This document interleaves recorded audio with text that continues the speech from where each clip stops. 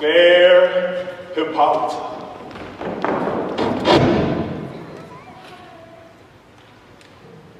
our nuptial hour draws on apace. 4 happy days bring in another moon, but oh, methinks how slow this old moon wanes. She lingers, my desires.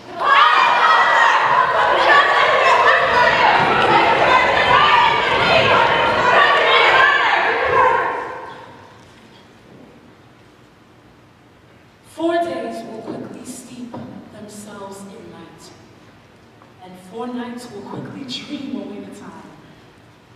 And then the moon, new bent in heaven, shall behold the night of our solemnities. Give us a kiss! Yes, a kiss! Hey! No, demonstrate! Stir up the Athenian youth to nerves. Awake the pert individual spirit of mirth. Turn melancholy for all the feelings. The party pain is not for our part.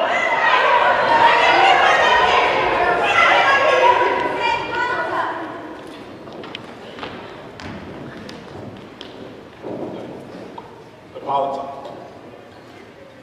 I wooed thee and won thy love, doing thee injuries, but I will wed thee in another key, with pomp, with triumph, and with reverence.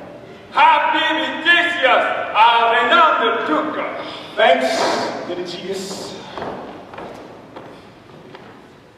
What's the news with thee? Full of vexation combined with complaint against my child, my daughter, Hermia. Stand forth, Demetrius. My noble lord, this man hath my consent to marry her. Stand forth, Lysander. But my gracious Duke, this man has bewitched the bosom of my child.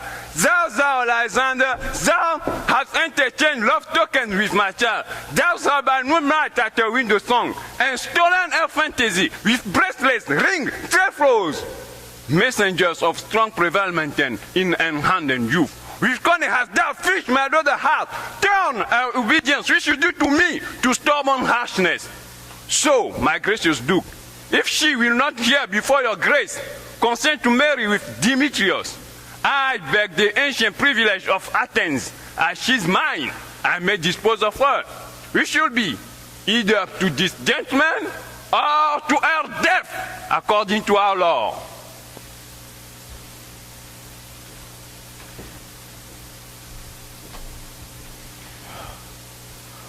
What say you, Hermia? Be advised, fair maid, to you, your father should be as a god. one that composed your beauties, yea, and one to whom you are but as a form in wax, by him imprinted, and within his power to leave the figure or disfigure it. Demetrius is a worthy gentleman. Who is Lysander? In himself he is, but in this wanting your father's voice, the other must be held the worthier. I would my father looked but with my eyes. Rather, your eyes must with his judgment look.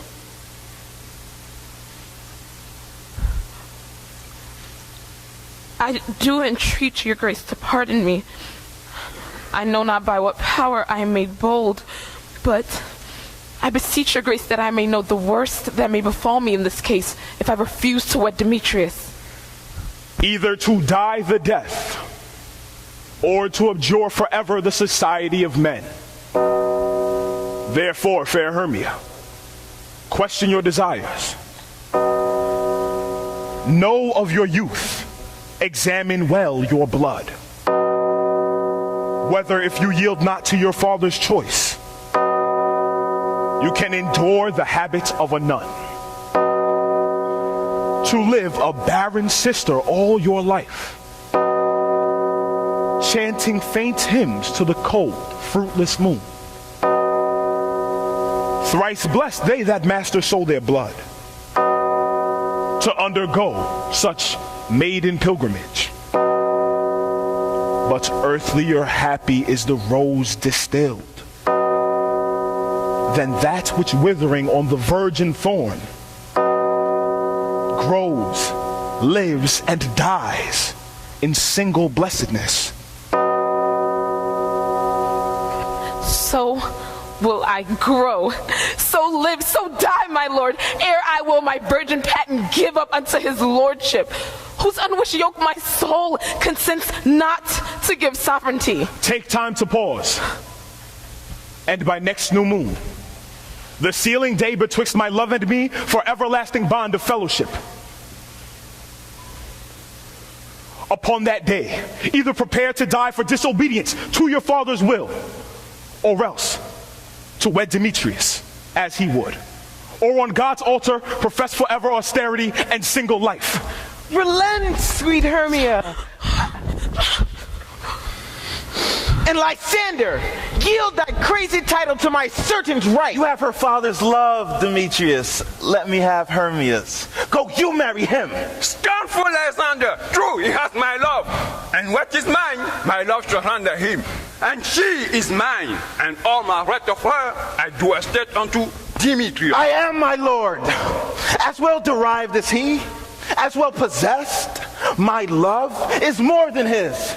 My fortunes every way fairly ranked as Demetrius, and which is more than all these boasts can be, I am beloved by beauteous Hermia. Why should not I then prosecute my right? Demetrius, I'll avouch it to his head, made love to Nadar's daughter, Helena, and won her soul. And she, sweet lady, devoutly dotes in idolatry upon this spotted and inconstant man. Oh, Demetrius. I must confess that I have heard so much, and with Demetrius thought to have spoke thereof. But being over full of self-affairs, my mind did lose it. Demetrius, come, and come Aegeus, you shall go with me. I have some private schooling for you both.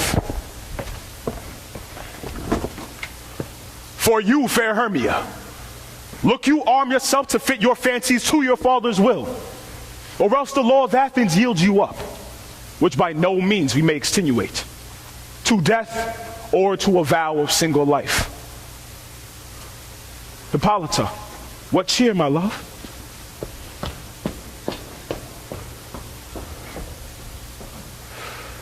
Demetrius and Aegeus, go along. I must employ you in some business about my marriage, and confer with you of something dearly that concerns yourselves. With duty and desire, we follow you.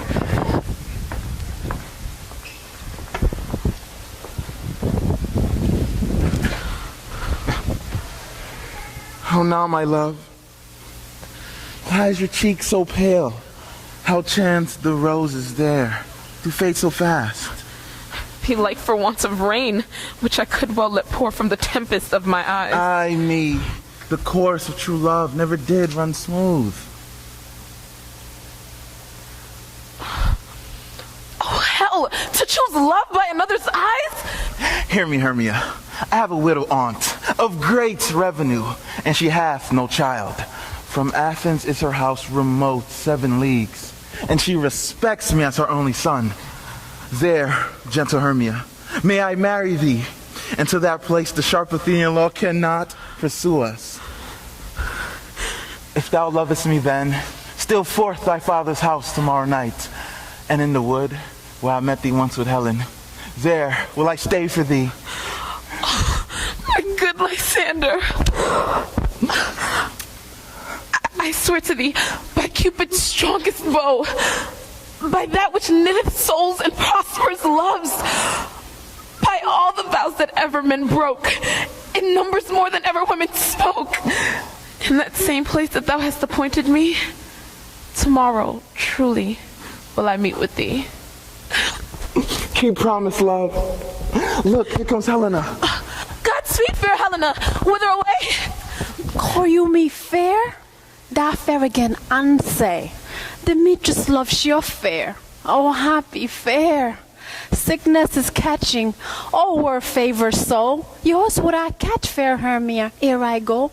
My ear should catch your voice. My eye, your eye.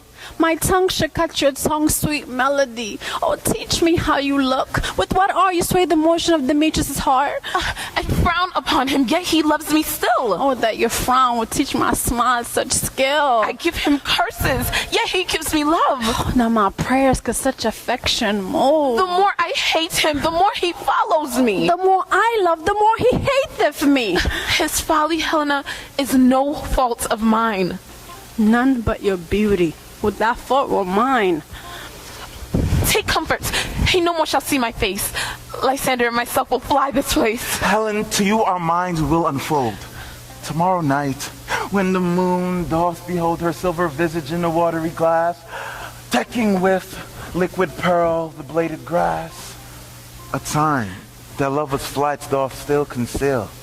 Through Athens' gates have we devised to steal. And in the wood, where you and I, upon faint primrose beds, were wont to lie, emptying our bosoms of their sweet counsel, there my Lysander and myself shall meet, and thence from Athens turn away our eyes, to seek new friends in stranger companies.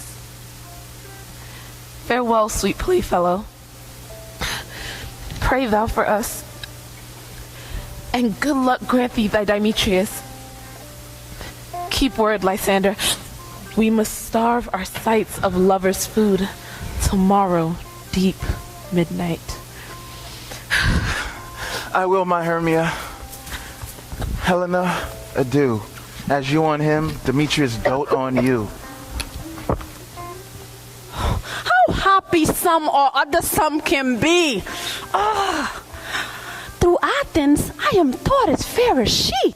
But what of that? Demetrius thinks not so. He will not know what all, but he do know. And as he's an error doting on Hermia's eyes, so am I admiring of his qualities.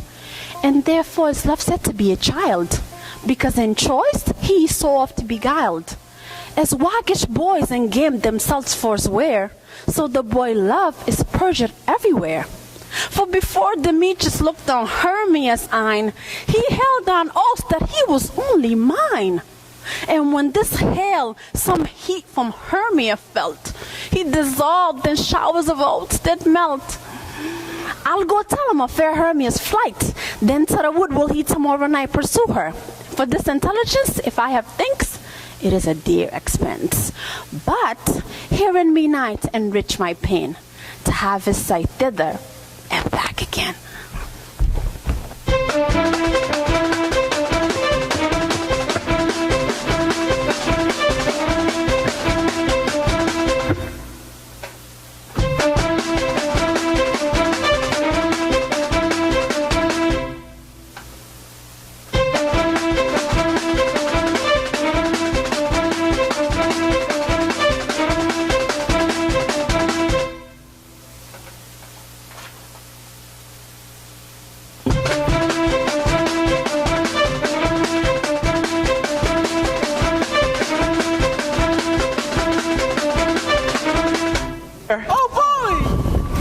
You are best to call them generally, man by man, according to the script. Here is a scroll of every man's name, which is thought fit through all Athens to play parts in our interlude before the Duke and the Duchess on his wedding day at night. First, good Peter Quince, say what the play treats on, and then read the names of the actors, and so grow to a point. Mary, our play is the most lamentable comedy and most cruel death of Pyramus and Thisbe. A very good piece of work, I assure you. Anna Mary! Now, good Peter Quince, call forth your actors by the scroll. Masters! Masters!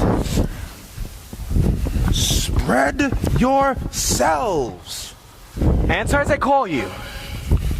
Nick Bottom, the Weaver. Ready. Name what part I am for and proceed. You, Nick Bottom, are set down for Pyramus. Pyramus! Pyramus! Pyramus! What is Pyramus? Is he a lover or a tyrant? A lover that kills himself most gallant for love. That will ask some tears in a true performing of it. If I do it, let the audience look to their eyes. I will move storms. I will condole in some measure. To the rest. Francis Flute. Yes, my chief humor is for a tyrant. I could play Ercles rarely, or part to tear a cat in to make all split. Francis Flute. The raging rocks and shivering shocks shall break the locks of prison gates. Yeah. Okay, good. Francis Flute. Amphibious car shall shine from far and make mar the foolish fates. This was lofty. Oh, good. No, really good. Really good. Now call the rest of the players. Francis Flute. This was Ercles' vein, a tyrant's vein. A lover is more condoling. Francis Flute, the bellows mender. Here, Peter Quince! Flute, you must take Thisbe on you. What is Thisbe? A wandering knight? It is the lady that Pyramus must love. Nay, Faith, let me not play a woman.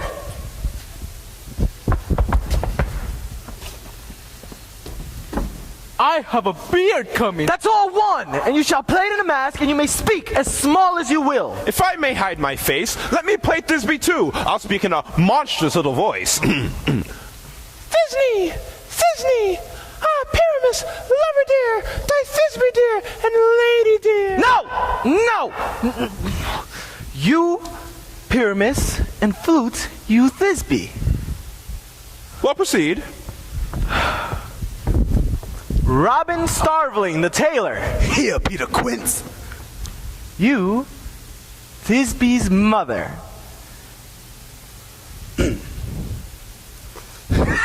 All right. Tom Snout, the tinker.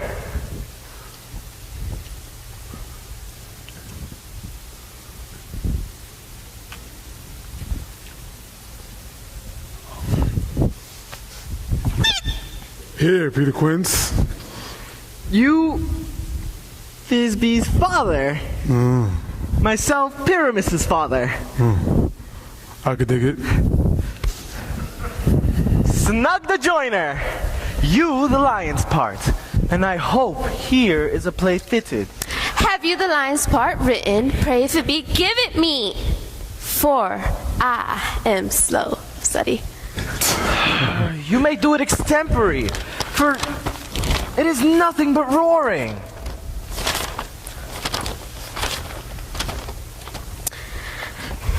Roar, roar.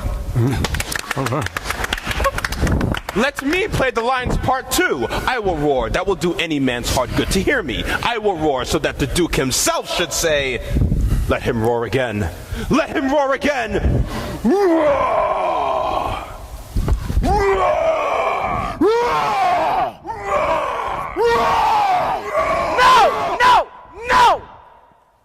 You shall do it it too terribly, and you will frame the Duchess and the ladies, and that would be enough to hang us all. Yeah, you were too loud. Come on now. I grant you, friends, if we should fright the ladies out of their wits, they would have no choice but to hang us. But I will aggravate my voice so that I will roar you as gently as any sucking dove. I will roar you towards any nightingale.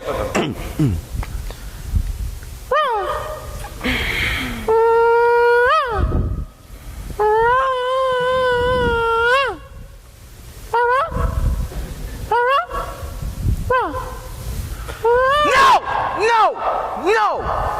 You can play no part but Pyramus!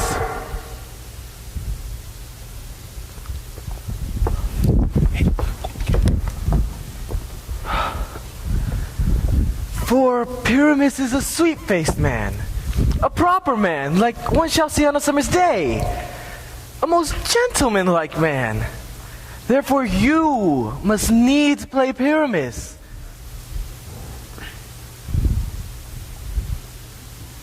Well, I will undertake it. What beard were I best to play it in? Why, what you will. I'll do to neither your straw-colored beard or your orange tawny beard. Masters, here are your parts, and I request you, entreat you, and desire you to learn them by tomorrow night, where we shall meet in the palace woods, a mile without the town. There we shall rehearse. And in the meantime, I will write a bill of property, such as our play wants. I pray you, fail me not. We will meet, and we shall rehearse, most obscenely and courageously. Take pains. Be perfect. Adieu. Adieu. In the Duke's Wood we meet.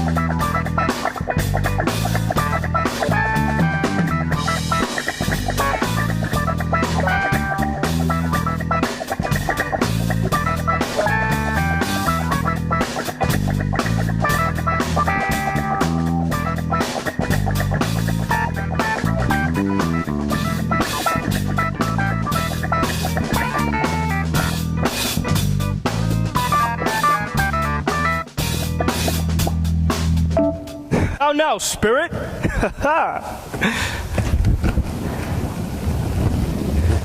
Whither wander you? Over hill, over dale, through bush, through briar, over park, over pale, through flood, through fire. I do wander everywhere, swifter than the moon's sphere, and I serve the fairy queen to do her orbs upon the green. Farewell, I'll be gone. Our queen and all our elves come here anon. The king doth keep his revels here tonight. Take heed the queen come not within his sight. For Oberon is passing fell in wrath, because she and her attendant hath a lovely boy. They never had so sweet a changeling. But jealous Oberon would have the boy, knight of his train, to trace the forest wild. But she perforce withheld the loved boy, crowds him with flowers and makes him all her joy. And now they never meet in grove or green, by fountain clear or spangled starlight sheen. But they do square. That all their oaths for fear. Creep into acorn cups and hide them there. Either I mistake your shape, or else you are that shrewd and knavish sprite called Puck, Are not you he that frightens the maidens of the villagery? Mislead night wanderers, laughing at their harm. Are not you he? Thou speakest right. I am that merry wanderer of the night. I jest to Oberon and make him smile when I have fat and bean-fed horse beguile, neighing in likeness of a filly foal. And sometimes lurk I in a gossip's bowl, in the very likeness of a roasted crab. And when she drinks, against her lips I bob, and down her withered dewlap pour the ale. The wisest aunt sometimes for 3-foot stool mistaketh me. Then slip I from her bum and down topples she. And the tailor cries and falls into a cough, and the whole choir hold their hips and laugh. A merrier hour was never wasted there. But room, fairy, here comes Oberon. And here my mistress with that he were gone.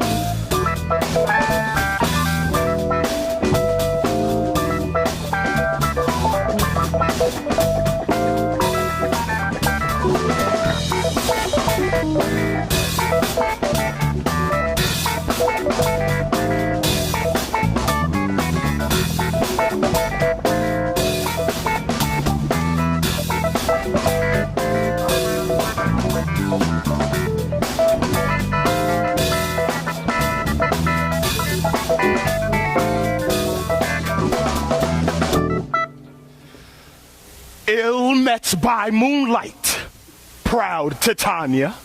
What? Jealous Oberon?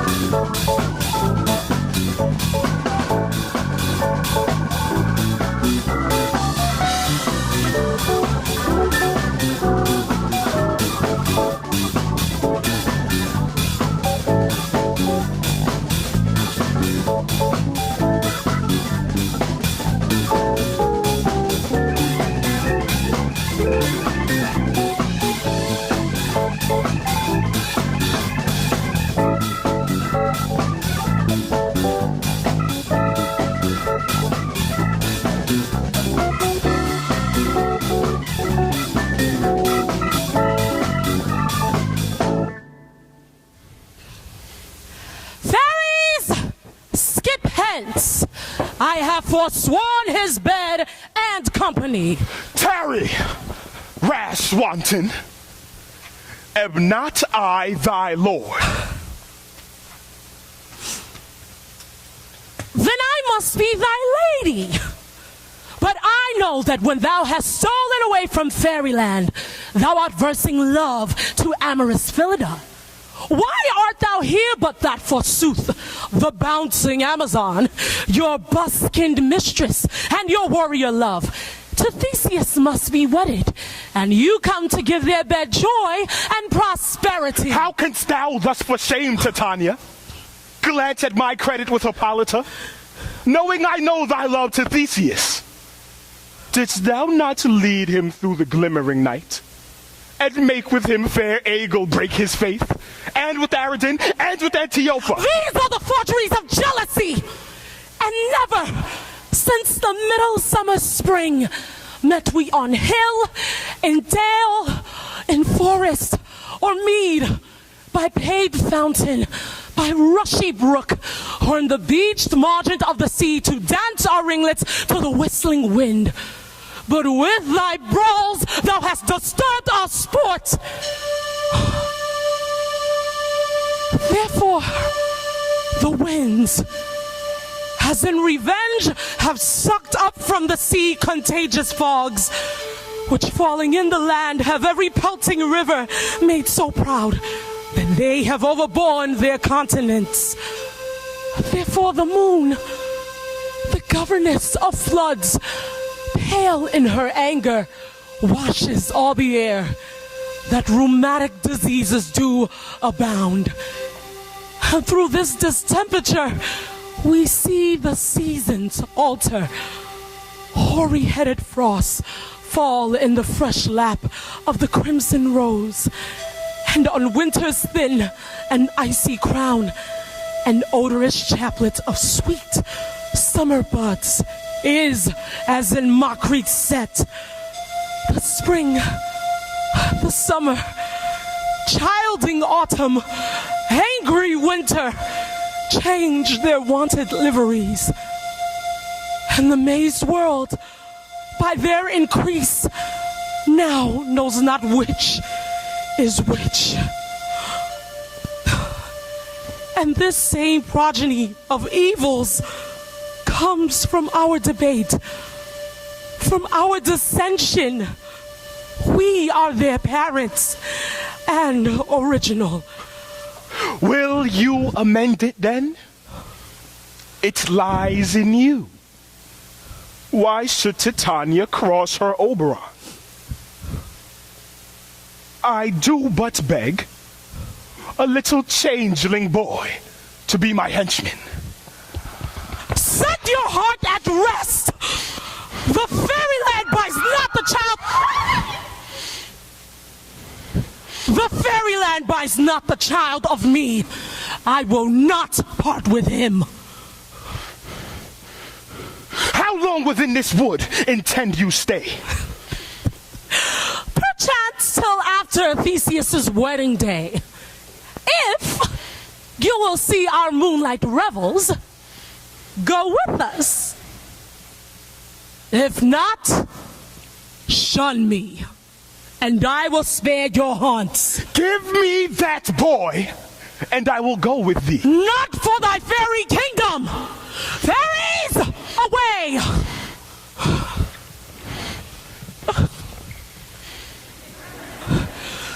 We shall chide downright if I longer stay. Well, go thy way. Thou shalt not from this grove till I torment thee for this injury. My gentle Puck, come hither.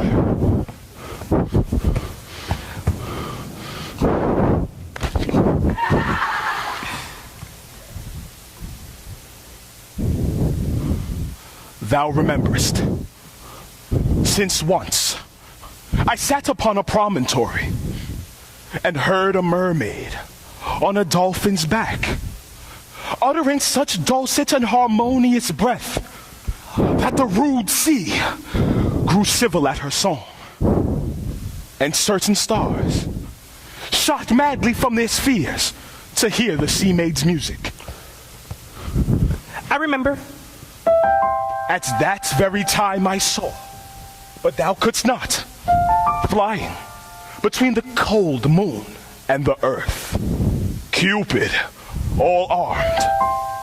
A certain aim he took at a fair virgin throned by the west, and loosed his love shaft smartly from his bow, as it should pierce 100,000 hearts.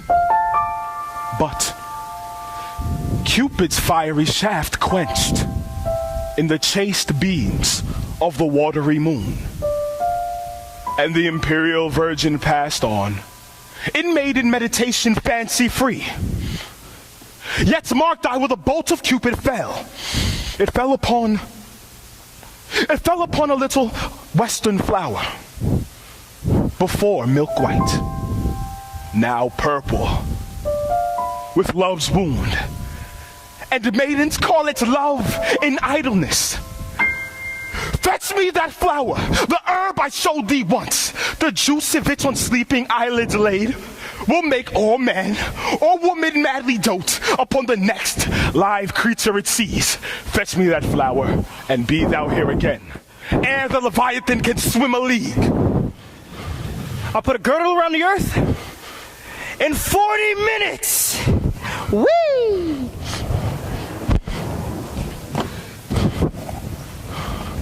Having once this juice, I'll watch Titania when she's asleep and drop the liquor of it in her eyes.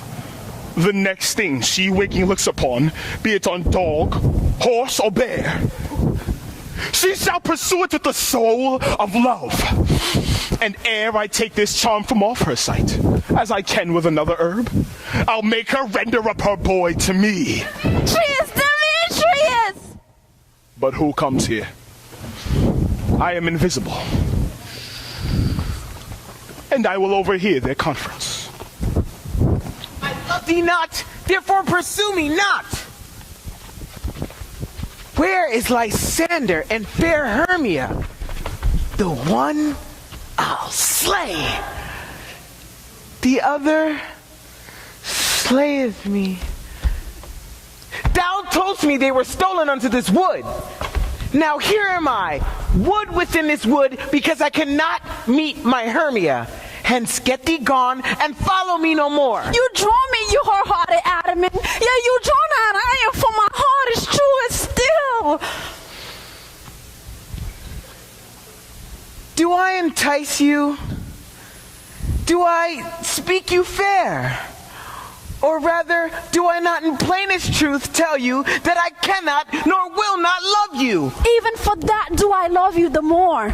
I am your spaniel, and Demetrius, the more you beat me, I will fawn on you. Use me but as your spaniel. Spurn me, strike me, neglect me, lose me, only give me leave. What worse a place can I beg in your love than to be used as you use your dog? Woof, woof, woof, woof. Tempt not too much the hatred of my spirit, for I am sick when I do look on thee. I am sick when I look not on you. You do impeach your modesty too much. To commit yourself into the hands of one that loves you not. To trust the opportunity of night and the ill counsel of a desert place with the rich worth of your virginity. Your virtue is my privilege, but that it is not night when I do see your face. Therefore I think I am not in the night. Not that this world hath thirst of company, for you and my respect are all the world. And how can it be said I am alone when all the world is here to look over me? I will run from thee and hide thee in the brush and leave you to the mercy of the wild beasts.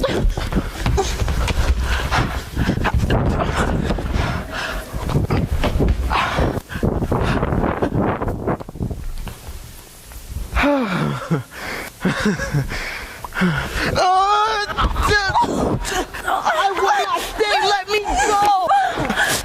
Do not leave, but thou follow, I will do thee mischief in the wood! In the town, in the field, you do me mischief! Oh, fine, Demetrius! Your wrongs will set a scandal on my sex. I'll follow thee and make heaven of hell to die upon the hand I love so well.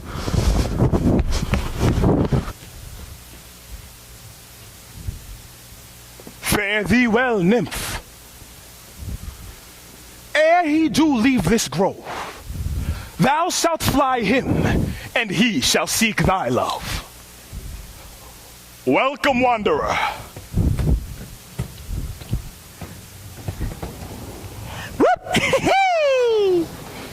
Hast thou the flower there? Ah, that's it. There it is.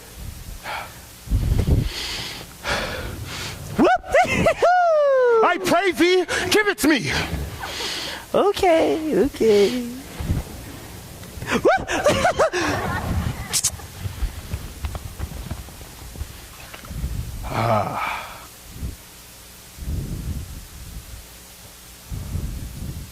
I know a bank where the wild thyme blows, where oxlips and the nodding violet grows.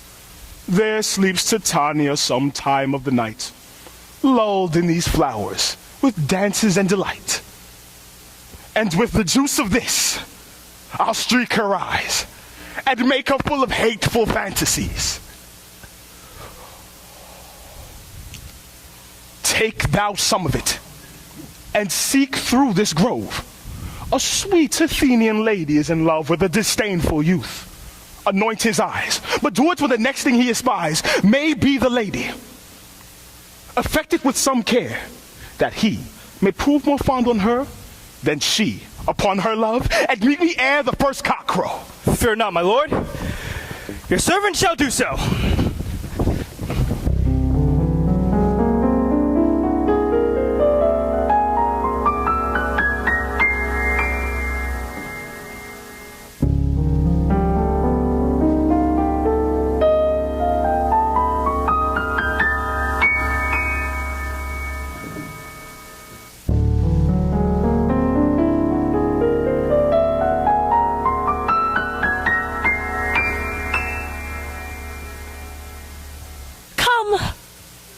Now, a fairy song.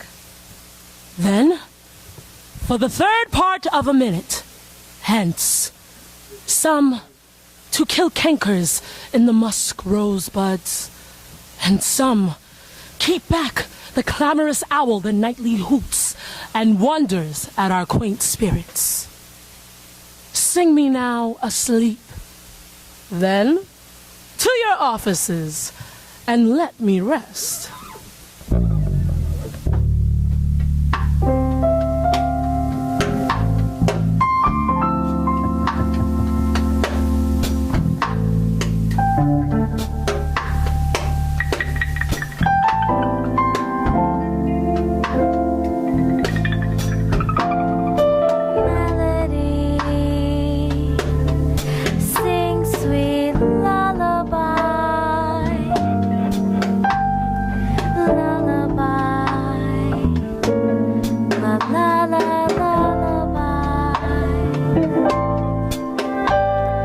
Never harm.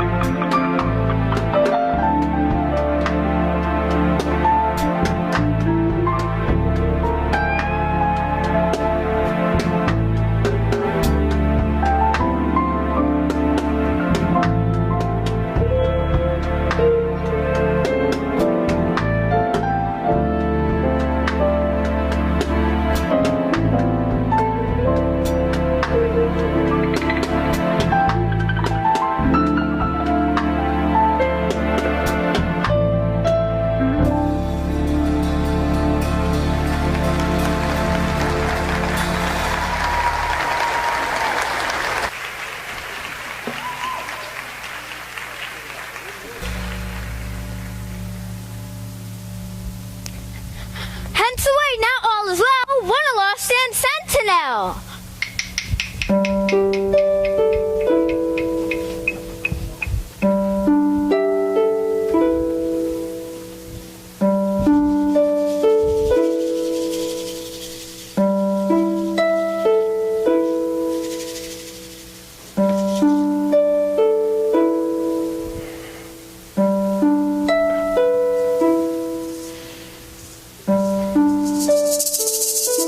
What thou seest when thou dost wake, do it for thy true love take.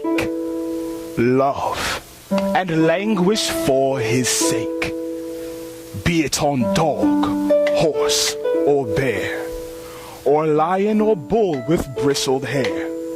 When thou wakest, it is thy dear. Wake when some vile thing is near. Fair love, you faint with wandering in the wood, and to speak truth, I have forgot our way. We'll rest us, Hermia, if you think it good, and tarry for the comfort of the day. Be it so, Lysander. Find you out of bed, for I upon this bank will rest my head. One turf shall serve as pillow for us both. One heart, one bed, two bosoms, one truth. Nay, good Lysander. For my sake, my dear, lie further off yet. Do not lie so near.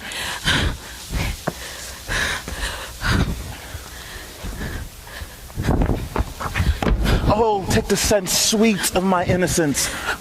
I mean that my heart onto yours is knit, so that but one heart we can make of it. Then by your side no bed will me deny, for lying so, Hermia, I do not lie. Lysander riddles very prettily, but, my gentle friend, for love and courtesy, lie further off. Such separation becomes a virtuous bachelor and a maid. So far be distant.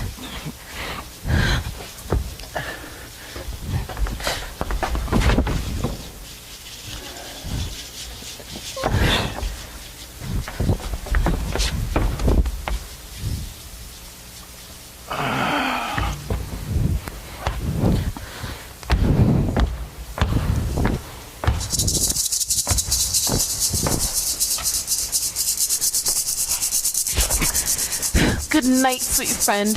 May thy love ne'er alter to thy sweet life's end. Amen, amen. To that fair prayer say I, and then end life when I end loyalty. Here is my bed. Sleep give thee all his rest. With half that wish, the wisher's eyes be pressed.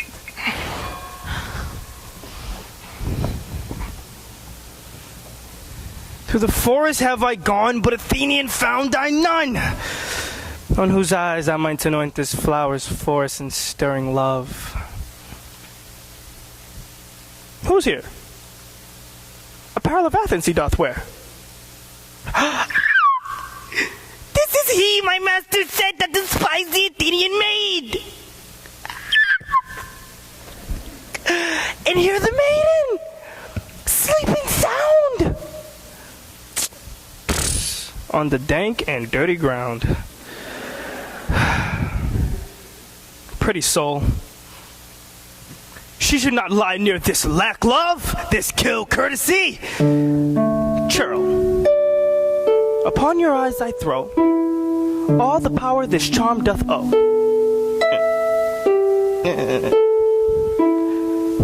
When thou wakest, let love forbid sleep on thy eyelid. So awake when I am gone, for I must now to Oberon. Woo! Thou kill me, sweet Demetrius! I charge thee hence, and do not harm me. Oh, God, darling, leave me, do not so! Stay on thy peril. I alone shall go. I'm out of breath in this farm. Jeez. The more my prayer, the lesser is my grace. How happy is Hermia, wheresoe'er she lies, for she had blessed and attractive eyes. How came her her eyes so bright? Oh, not with salt tears. If so, my eyes are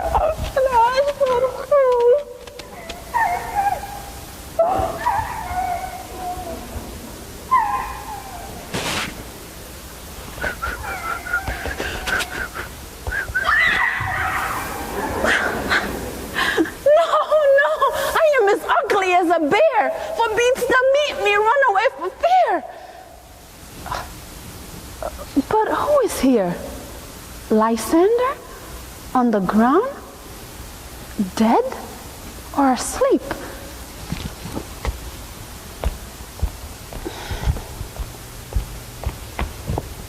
I see no blood. Lysander, if you live, good sir, awake. Transparent Helena, nature shows art that through thy bosom makes me see thy heart. Where is Demetrius? Oh, how fits a word is that vile name to perish on my sword. It's a can opener. Do not say so, Lysander. Say not so. What thought he loved your Hermia? What thought Hermia still loves you? Be content. Content with Hermia? No, I do repent of the tedious minutes I with her have spent. Not Hermia, but Helena I love. Who would not change a raven for a dove? The will of a man is by his reason swayed, and reason says, you are the worthier maid. And reason becomes the marshal to my will, that leads me to your eyes where I overlook love stories written in love's richest book. Wherefore was I to this keen mockery born, when at your hands did I deserve the scorn? It's not enough. It's not enough, young man, that I did never, nor never can, deserve a sweet look from Demetrius' eye. But you must flout my insufficiency? You do me wrong, good suit you do, and such a disdainful man of me to woo. Fare ye well. I must confess, I thought you of true gentleness, that a lady of one man refused, should of another be abused.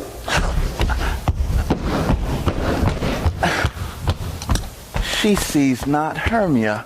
Hermia, sleep thou there, and never mayest come Lysander near.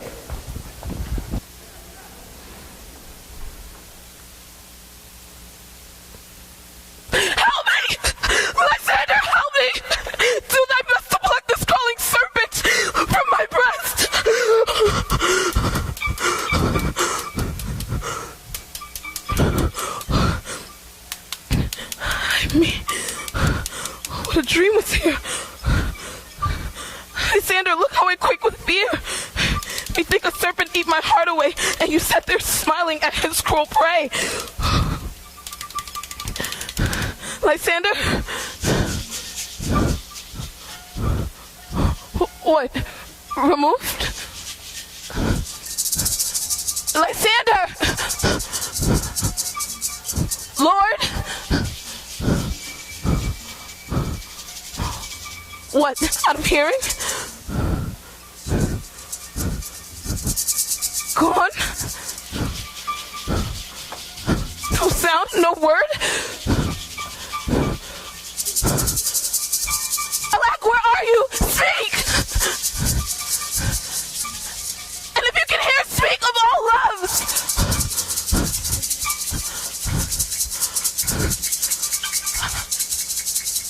I swoon almost with fear.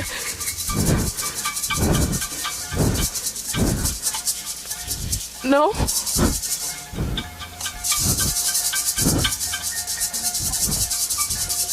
Then I will perceive that either death or you I'll find immediately.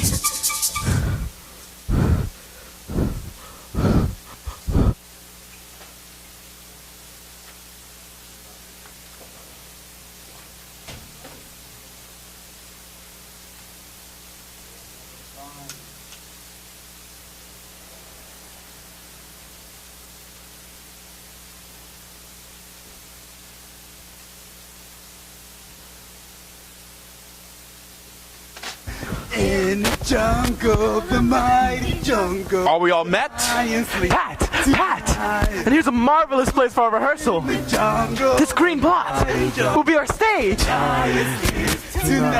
This hawthorn break will be our tiring house. And we will do it in auction as we will do it before the Duke. Peter Quince. What's his now, Bully Bottom? There are things in this comedy of Pyramus and Thisbe that will never please. First, Pyramus must draw a sword to kill himself, which the ladies cannot abide. How answer you that? By our Lincoln, a parlor sphere. I believe we must leave the killing out when all is done. Not a whit. I have a device to make all well. Write me a prologue, and let that prologue seem to say, we will do no harm with our swords, and that Pyramus is not killed indeed. And, for the more better assurance, tell them that I, Pyramus, am not Pyramus, but Bottom the Weaver. This will put them out of fear. Well, we shall have such a prologue, and it will be written in 8 and 6. No, 2 more. Let it be written in 8 and 8.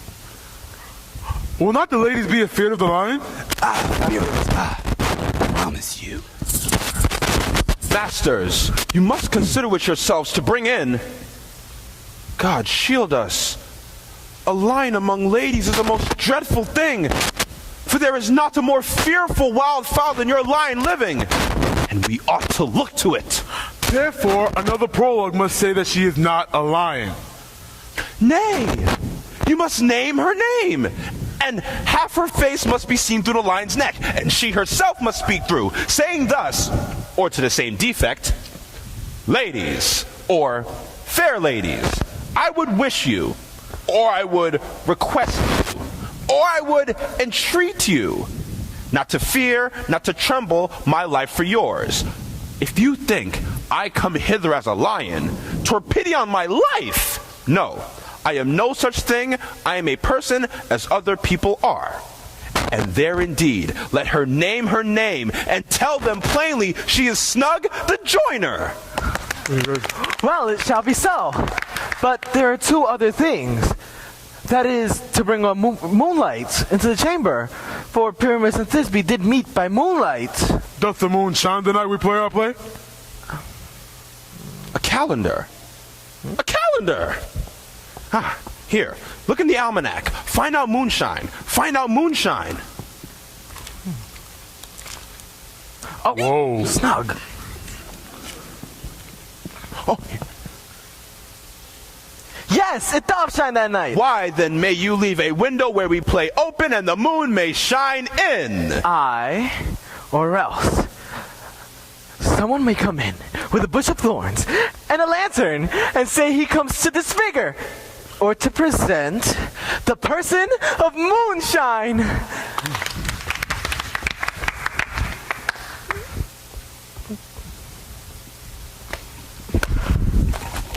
Then there is another thing. That is to bring a wall into the chamber, for Pyramus and Thisbe did speak through a chink of a wall. You can never bring in a wall. What say you? Bottom? Some man or other must present wall, and let him have some plaster or some loam or some rough cast about him to signify wall, and let him hold his fingers thus. And through that cranny shall Pyramus and Thisbe whisper. If that may be, then all is well. Come, sit down, every mother's son, and rehearse your parts. Pyramus, you begin after you have spoken your speech. Enter into that break. And everyone, so according to his cue. What hempen homespuns have we swaggering here, so near the cradle of the fairy queen? Oh, a play toward. I'll be an auditor, an actor too perhaps, if I see cause. Speak, Pyramus. Thisbe, stand forth! Thisbe, thy flowers of odious savors sweet. Odors! Odors! Odors! Savors sweet. So hath thy breath thy dearest Thisbe dear. But hark, a voice. Stay here but a while, and by I will to thee appear. A stranger Pyramus than e'er played here. Aye, marry must you. For you must understand, he goes but to see a noise that he heard and is to come again.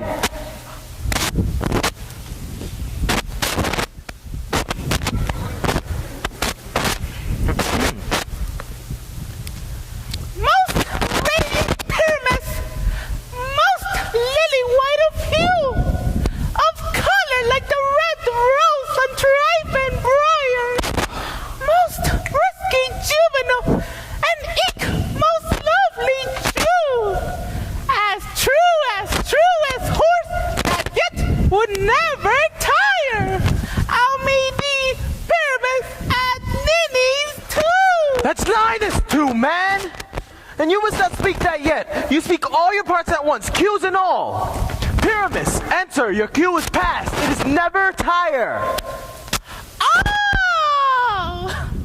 As true as horse that yet would never tire. If I were fair, Thisbe, I were only thine. Oh, monsters! Oh, strange! Prey masters! Fly masters! We are haunted! Help!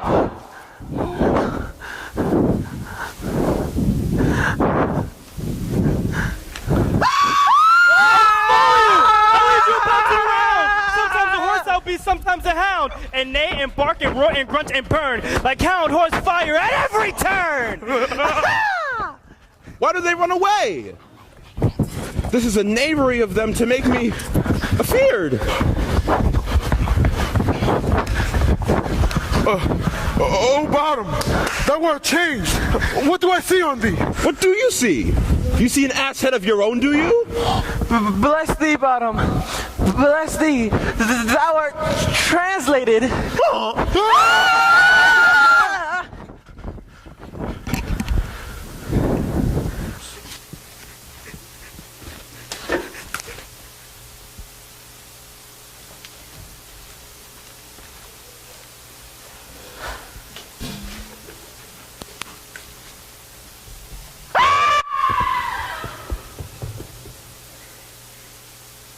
I see their knavery.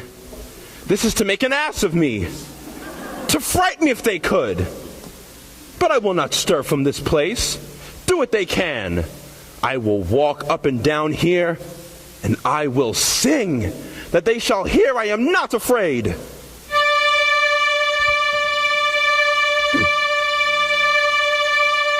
You'll never find, as long as you live, someone who loves you tender like I do.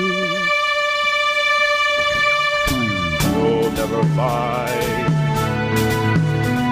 no matter where you search, someone who cares about you the way I do. What angel wakes me from my flowery bed?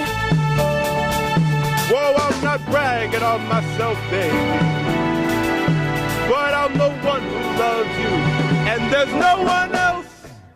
No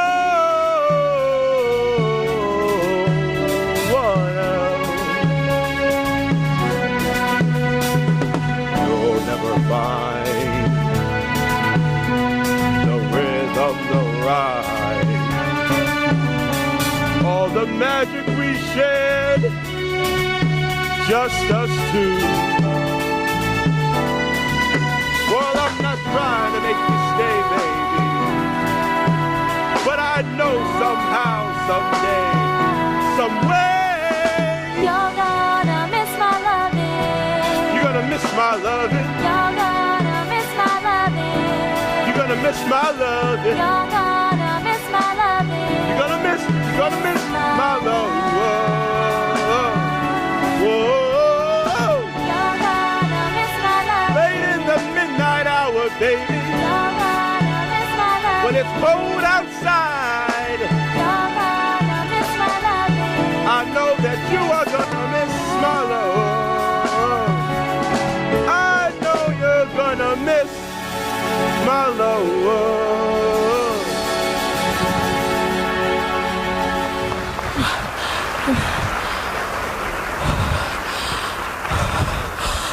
I pray thee, gentle mortal, sing again.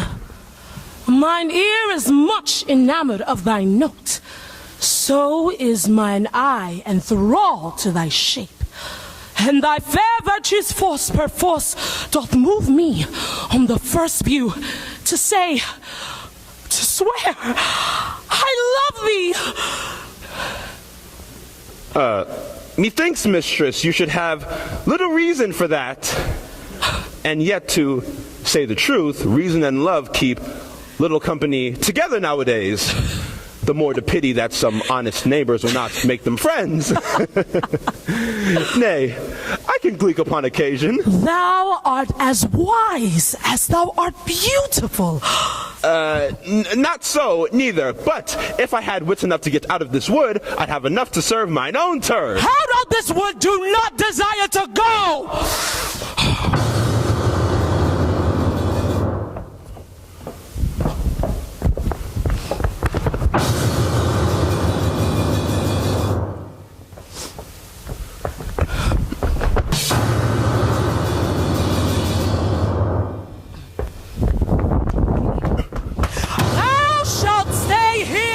Whether thou wilt or no.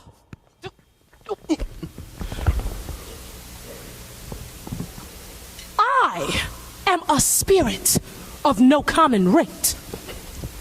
The summer still doth tend upon my state, and I do love thee. Therefore, go with me. I'll give thee fairies to attend on thee, and they shall fetch thee jewels from the deep, and sing while thou on pressed flowers dost sleep. And I will purge thy mortal grossness so that thou shalt like an airy spirit go. Peas Blossom! Ready! Cobweb! And I, Moth! And I. And Mustard Seed. Where shall we go? Be kind and courteous to this gentleman. Feed him with apricots and dewberries, with purple grapes, green figs, and mulberries, the honey bags still from the humble bees, and pluck the wings from painted butterflies to fan the moonbeams from his sleeping eyes. Nod to him, elves, and do him courtesy. Hail, mortal. Hail. Hail. Hail. I beg your worship's mercy heartily. I beseech your worship's name. Cobweb. I shall desire you of more acquaintance, good Lady Cobweb. If I cut my finger, I shall make bold with you. Your name, honest lady? Peas Blossom. I pray you, commend me to Mistress Squash, your mother, and to Master Peascod, your father. Good Lady Peas Blossom, I shall desire you of more acquaintance too. Your name? Honest lady. Mustard Seed. Good Lady Mustard Seed, I know thy patience well. That same cowardly, giant-like oxbeast hath devoured many a gentleman of your house. I promise you, your kindred had made my eyes water ere now. I shall desire you of more acquaintance too, good Lady Mustard Seed. Come, wait upon him, lead him to my bower. The moon, methinks, looks with a watery eye, and when she weeps, weeps every little flower, lamenting some enforced chastity.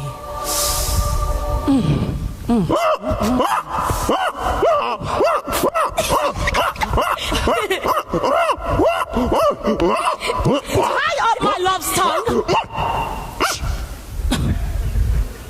Bring him silently.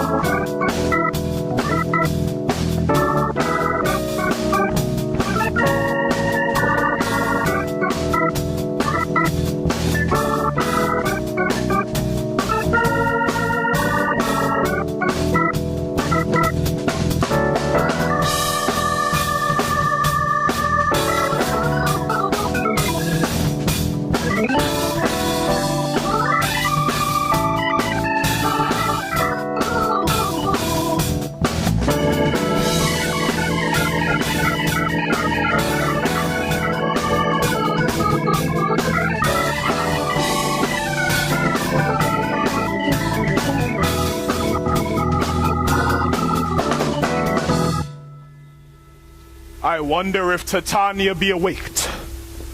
Then, what it was that next came in her eye, which she must dote on in extremity. How now, mad spirit?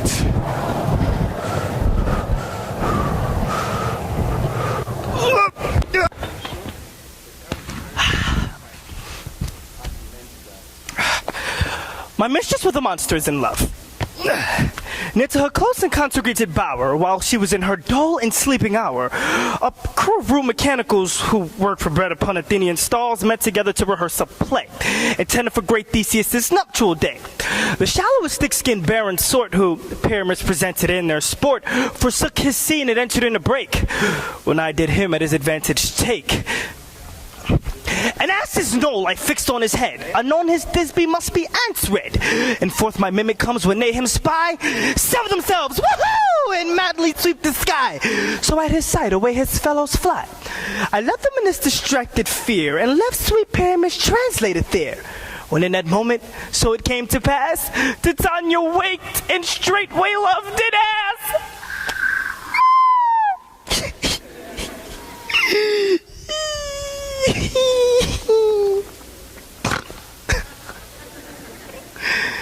This falls out better than I could devise.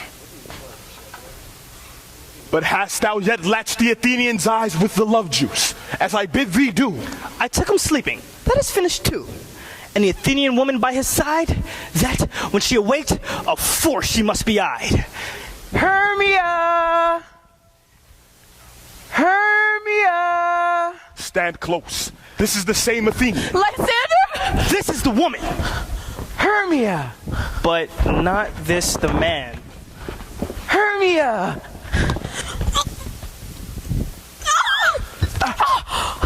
Oh, why rebuke you him that loves you so? Lay breath so bitter on your bitter foe.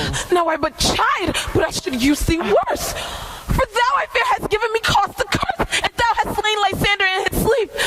Would he have stolen away from sleeping Hermia? It cannot be, but that thou hast slain him. So should a murderer look, so dead, so grim. So should the murdered look, and so should I, pierced through the heart by your stern cruelty.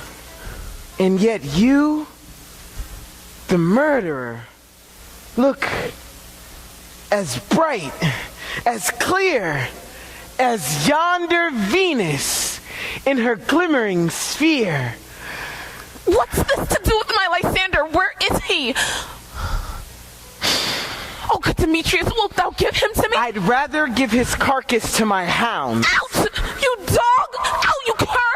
You drivest me past bounds of maidens' patience. Hast thou slain him then?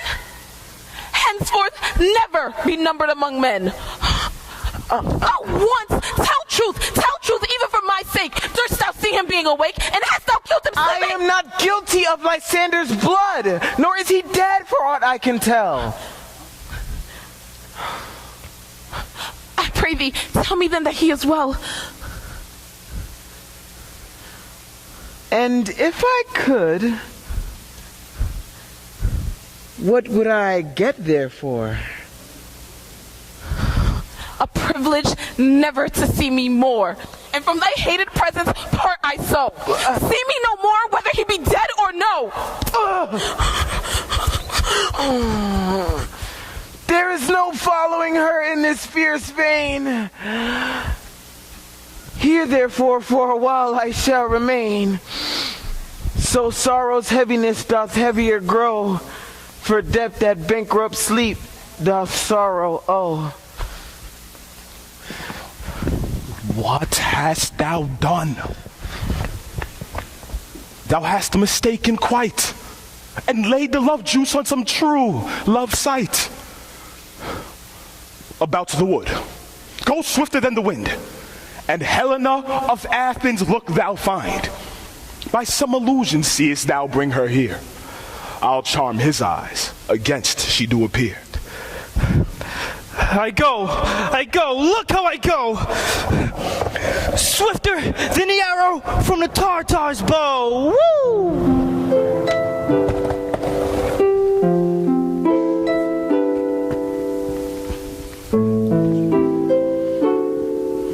flower of this purple dye, hits with Cupid's archery, sinking apple of his eye. When his love he doth espy, let her shine as gloriously as the Venus of the sky. Captain of our ferry band, Helena is here at hand, and the youth mistook by me, pleading for a lover's fee. Shall we their fond pageant see? Lord, what fools these mortals be. Stand aside! The noise they make will cause Demetrius to awake. Why should you think that I should woo and scorn? Scorn and derision never comes in tears. Look, when I vow, I weep, and vow so born in their nativity all truth appears. How can these things in me seem scorn to you, bearing the badge of faith to prove them true? You do advance your cunning more and more. These vows are Hermia's. Will you give her all? I had no judgment unto her I swore. Nor none in my mind. Now you give her all. Demetrius loves her, and he loves not you. Helen, goddess, nymph, perfect, divine. To what, my love, shall I compare thine eyne? Crystal is muddy. Oh, how ripe in show thy lips, those kissing cherries tempting grow. Oh, let me kiss this princess of pure bliss. Oh, spite! Oh, hell! I see you all are bent to set against me for your merriment. If you were men as men you were in show, you would not use a gentle lady so to vow and swear and superpraise my parts, when I am sure you hate me with your hearts. You both are rivals and love Hermia, not both rivals to mock Helena. You are unkind, Demetrius. Be not so, for you love Hermia. This you know I know. And here, with all goodwill, with all my heart, in Hermia's love, I yield you my part, and yours of Helena to me bequeath, whom I do love and will do till my death. Never did mockers waste more idle breath. Lysander, keep thy Hermia, I will none. If e'er I loved her, all love is gone. My heart to Helen is home returned, there to remain. Helen, it's not so. Disparage not the fate thou dost not know, lest on thy peril thy pay for it dear. Look where thy love comes, yonder is thy dear. Lysander! Get away from me. But why unkindly dost thou leave me so? Why should he stay when love doth press to go? What love could press Lysander from my side?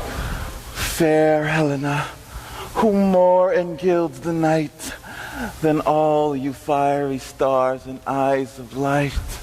Why seekest thou me? Could not this make thee know the hate I bear thee made me leave thee so?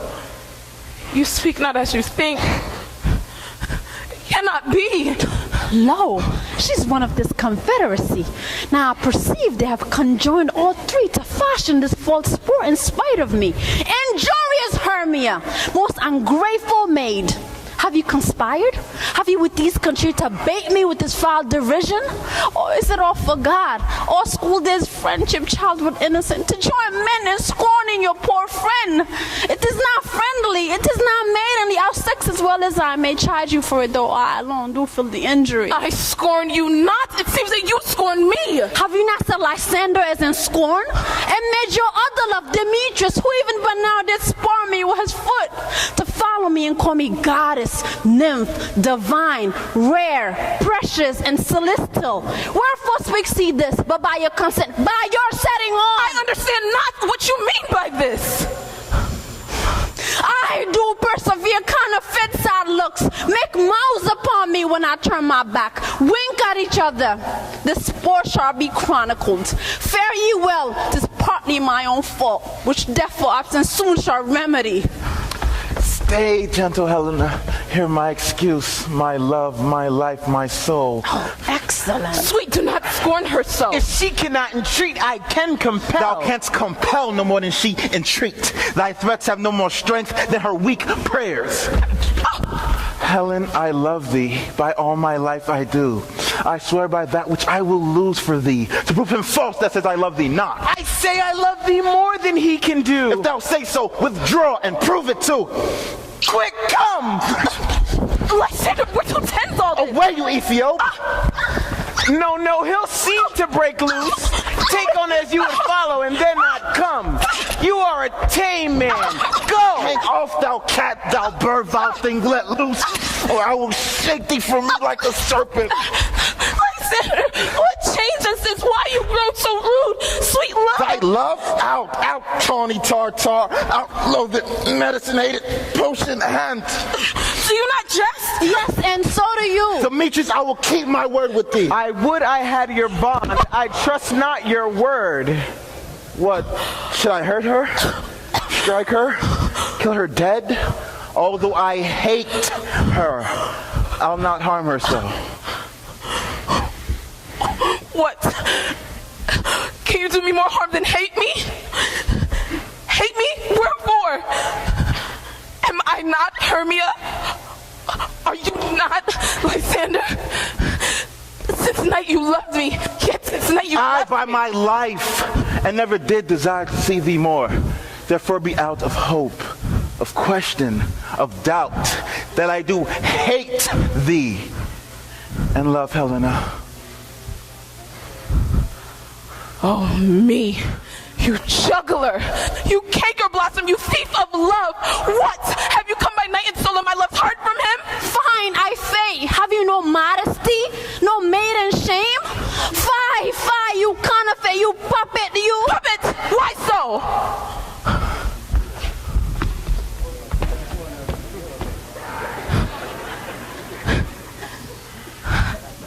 Aye, that way goes the game. Now I perceive that she hath made compare between our statures, and she hath urged her height, and with her height she hath prevailed with him. And are you grown so high in his esteem because I'm so dwarfish and so low? How low am I, thou painted maypole? Speak! How low am I? I am not yet so low, but that my nails can't reach into thine eyes!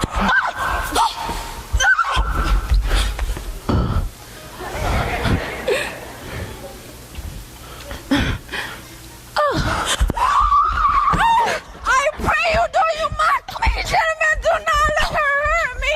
I have no gifts at all that showishness. Do not let her strike me. You perhaps may think because she's something lower than myself that I can match her. Lower! Hark! Again?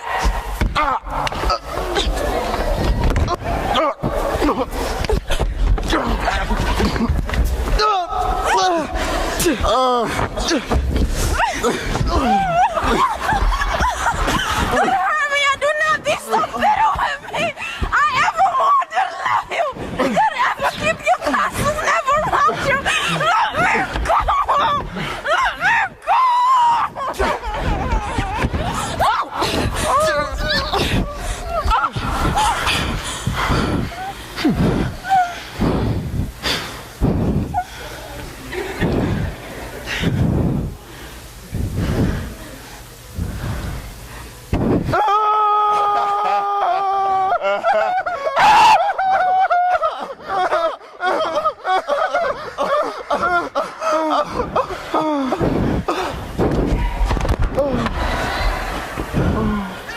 Why get you gone? Who is it that hinders you? A foolish heart that I leave here behind. What, with Lysander? With Demetrius. Be not afraid. She shall not harm thee, Helena. No, sir, she shall not. Though you take her part. Anguish is keen and shrewd. She was a vixen when she went to school. And though she be but little, she's fierce. Little! Again!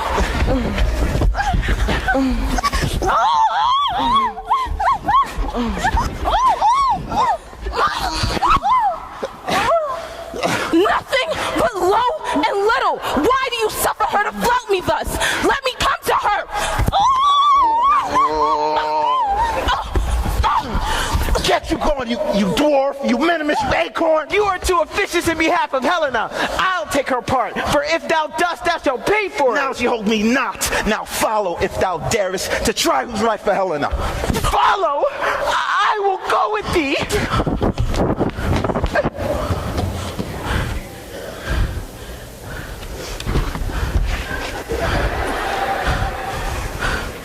You mistress, all this coil is long of you. Nay, go not back. I will not trust you. I no longer stay in your cursed company. Your arms and mine are quicker for a fray. My legs are longer though to run away. I am amazed and know not what to say.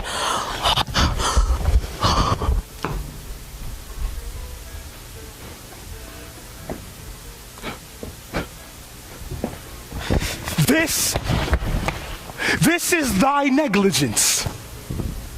Still thou mistakest, or else committest thy knaveries willfully. Believe me, King of Shadows, I mistook. So I'm glad it did so sort. As their jangling I esteemed a sport.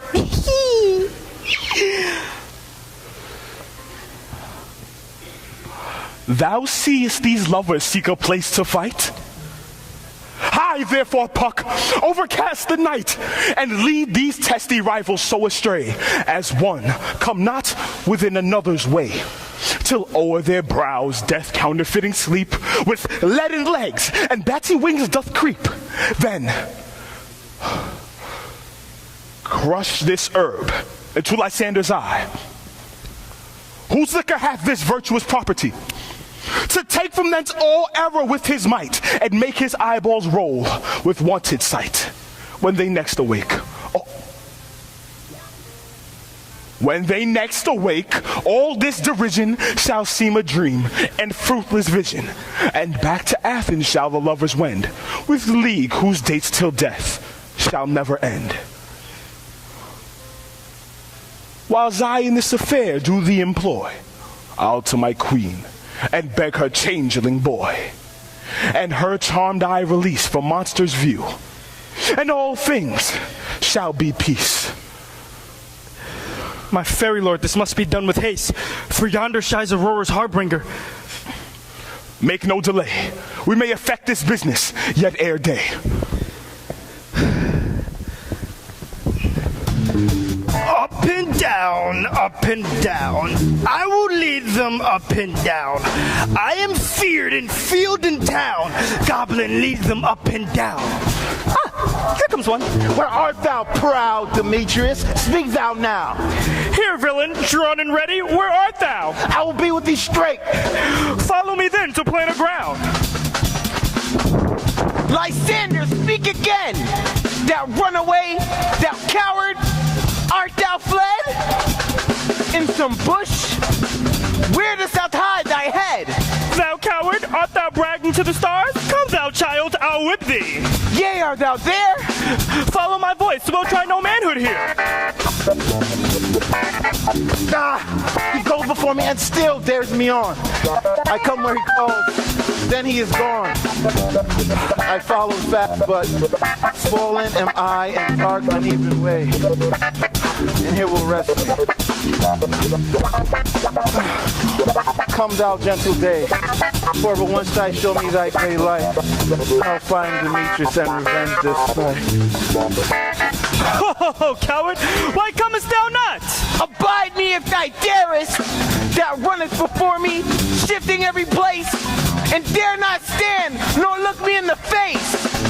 Where art thou now? Come hither, I am here.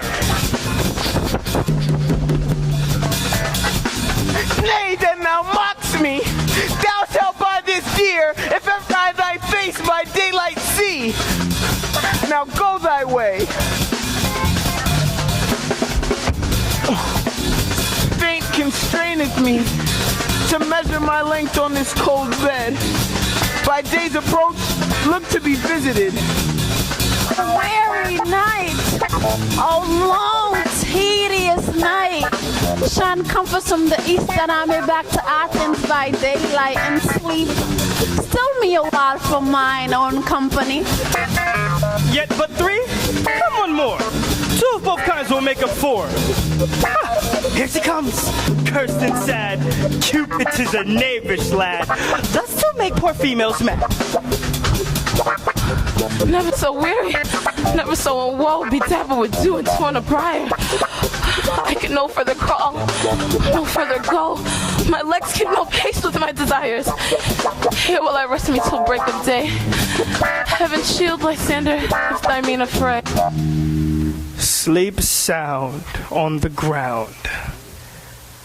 I'll apply to your eye, gentle lover, remedy. When thou wakest, thou takest true delight in the sight of thy former lady's eye. Every man shall take his own, and your walking shall be shown. Jack shall have Jill. Nothing shall go ill.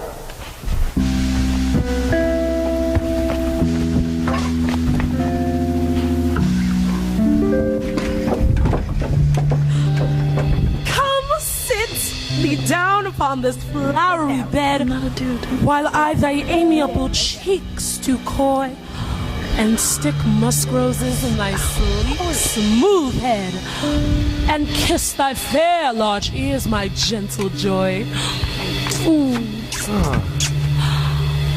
Where's Peas Blossom? Ready? Scratch my head, Peas Blossom.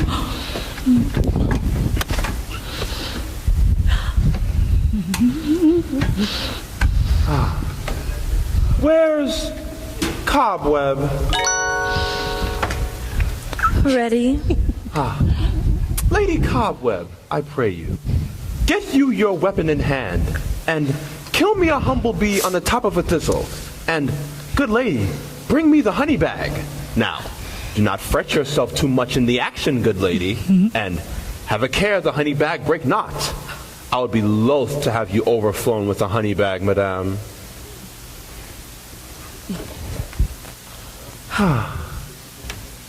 Where's Mustard Seed? Ready? Give me your hand, Lady Mustard Seed. I pray you. Leave your courtesies, good lady. What's your will? Nothing. But to help Peas Blossom to scratch. I must to the barber's, ladies, for methinks I am marvelous hairy about the face, and I am such a tender ass. If my hair do but tickle me, I must scratch.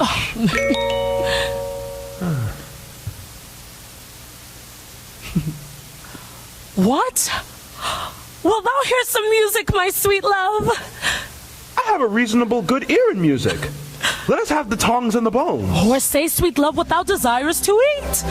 Truly, I could munch your good dry oats. Methinks I have a marvelous desire to a bottle of hay. Good hay, sweet hay, hath no fellow. I have a venturous fairy that shall seek the squirrel's horn and fetch thee new nuts. I'd much rather have a handful or two of your dried peas. But, I pray you, let none of your people stir me. I have an exposition of sleep come upon me. Sleep thou, and I will wind thee in my arms. Fairies, be gone, and be always away.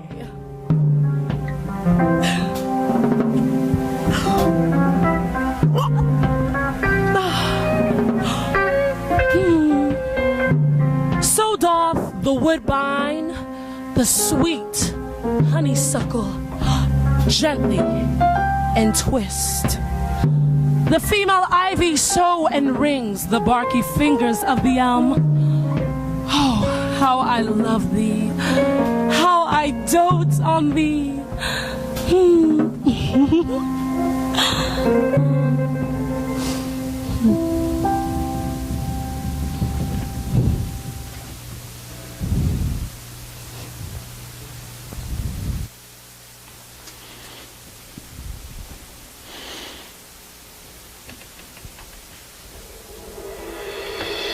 Welcome, good Puck.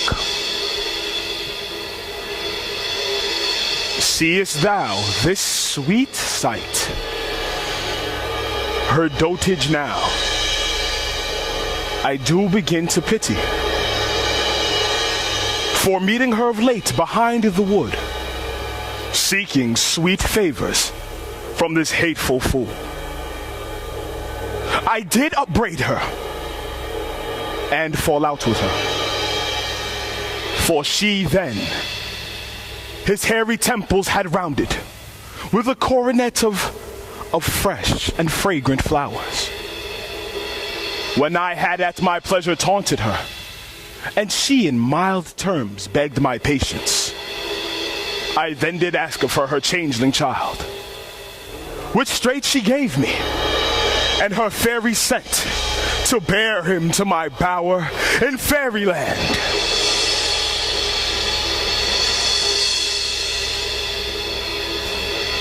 And now that I have the boy, I will undo this hateful imperfection of her eyes. And gentle Puck, take this transformed scalp from off the head of this Athenian swain, that he awaking when the other do, may all to Athens back again repair, and think no more of this night's vexation, but as the fierce vision of a dream.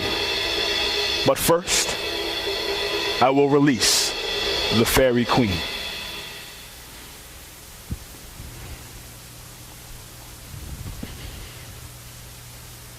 Beest as thou want to be, seest as thou want to see. Dian's bud o'er Cupid's flower hath such force and blessed power. Now, Titania, wake you, my sweet queen.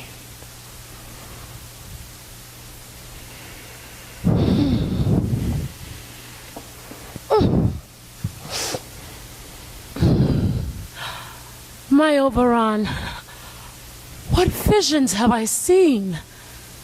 Me dreamed I was enamored of an ass. There lies your love.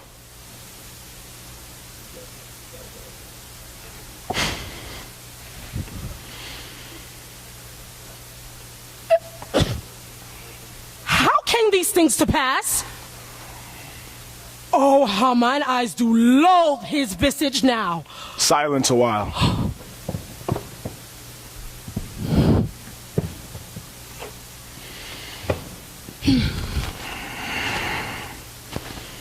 Puck, take off this head.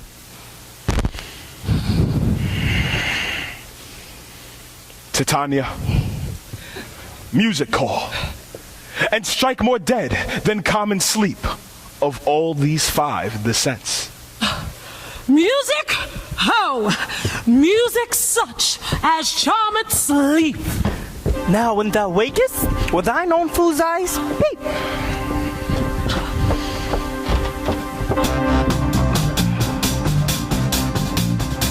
Come, my queen, take hands with me, and rock the ground whereon these sleepers be.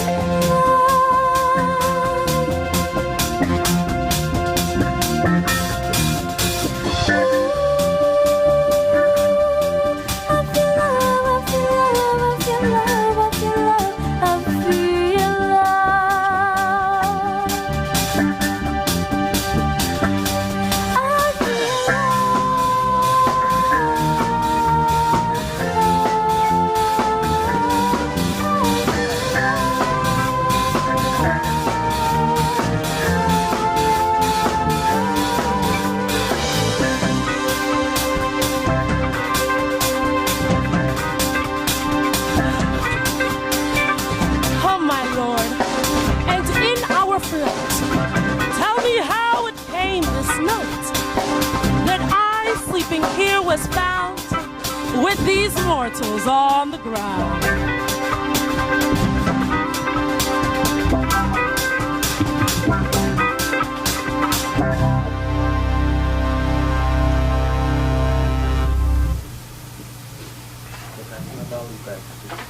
There's another one next to you. It's from singles. You made one, now you gotta make another? What you want, the trifecta tonight? You wanna make three? When my cue comes, call me, and I will answer. My next is most fair Pyramus.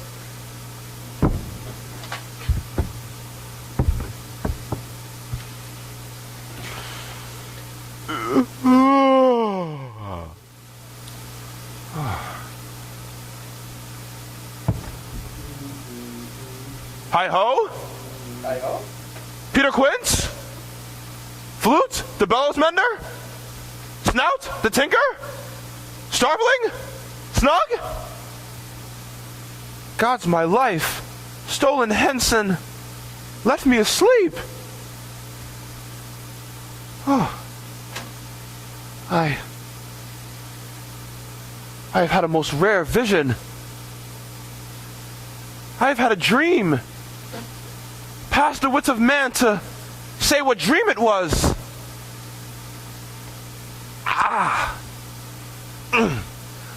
Man is but an ass if he go about to expound this dream. Methought I was. There is no man can tell what. Methought I was. And methought I had.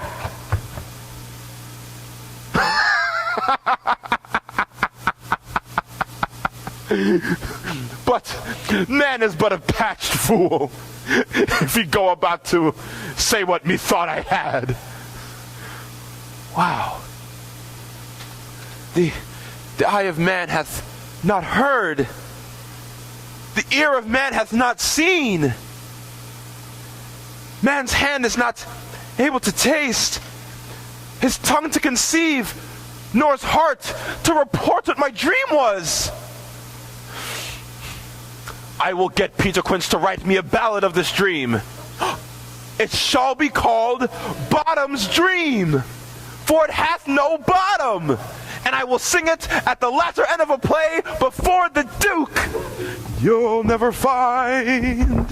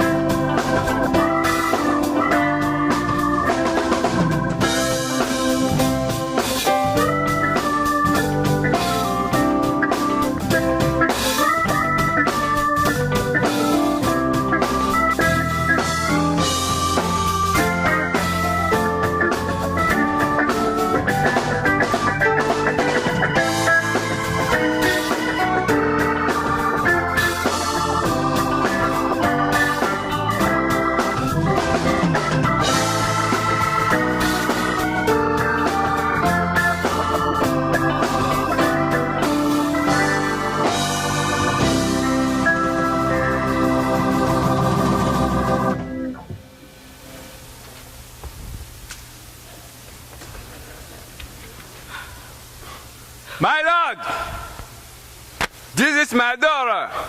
This Lysander, this Demetrius is, this Helena.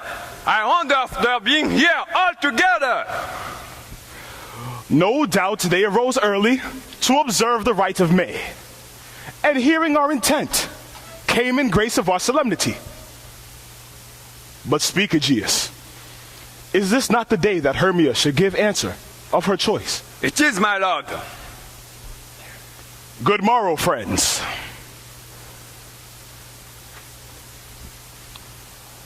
I know you two are rival enemies. Tell me, how comes this gentle concord into the world? My lord, I shall reply amazedly, half sleep, half waking, but as yet, I swear I cannot truly say how I came here, but as I think, for truly what I speak, and now do I bethink me, so it is. I came with Hermia hither, and our intent was to be gone from Athens, where we might without the peril of the Athenian law. Enough, enough, my lord. You have enough. I beg the law. The law upon his head. They will have stolen away the wood, Demetrius, thereby to have defeated you and me. You of your wife, and me of my consent. My lord, fair Helen told me of their purpose, of their stealth hither to this wood, and me in fury followed them. Fair Helen in fancy following me. But my lord, I know not by what power, but by some power it is. My love to Hermia melted as the snow, and all the pleasure, all the virtue of mine is to Helena. My lord, I was betrothed to her ere I saw Hermia, but as in sickness I did loathe this food, but as in health have come to my natural taste. And now I do wish it, love it, long for it, and will evermore be true to it. Fair lovers, you are fortunately met. And of this discourse we will hear more anon. Aegeus, I will overbear your will. For in the temple with us, these couples shall eternally be knit.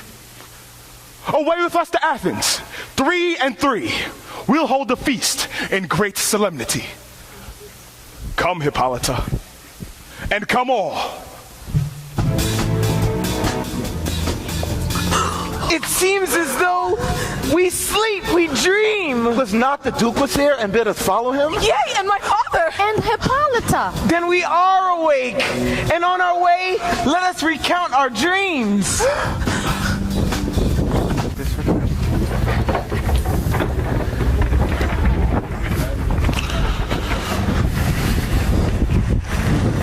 Have you sent to Bottom's house? Has he come home yet?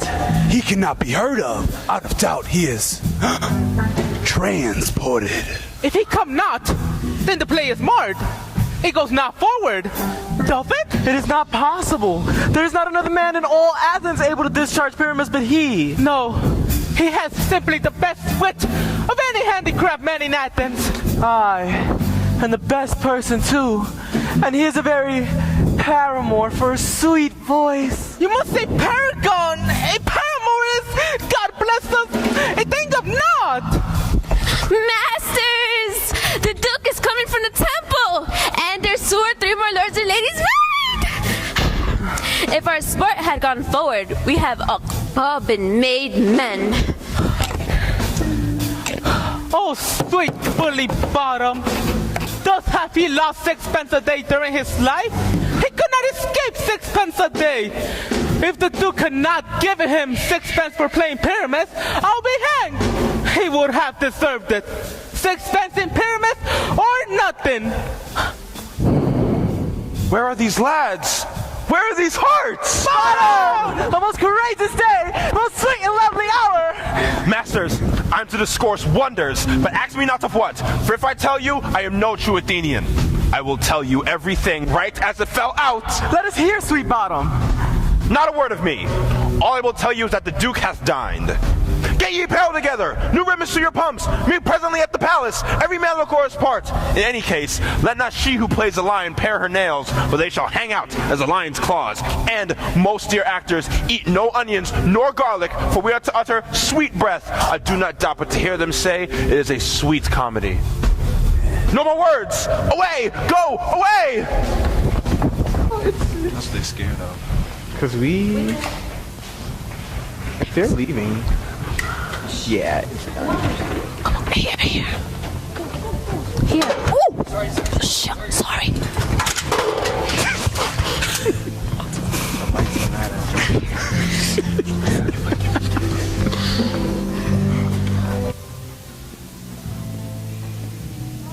indistinguishable, like far-off mountains turned to clouds.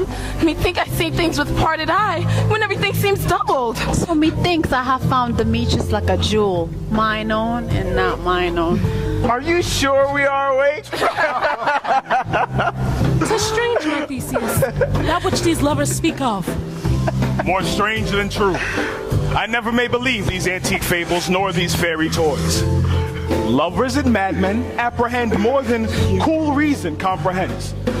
The lover, the lunatic, and the poet are of imagination all compact.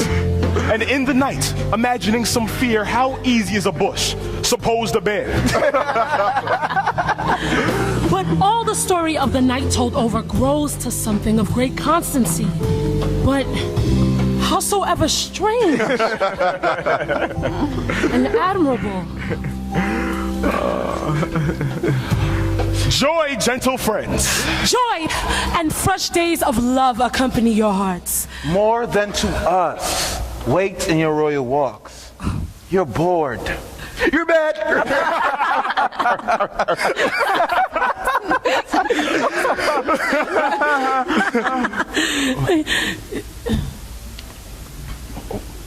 Come now.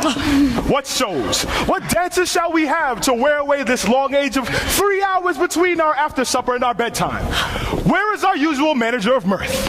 What revels are at hand? Is there no play? Philostrate! Philostrate! Here, mighty Theseus. There is a brief how many sports are ripe.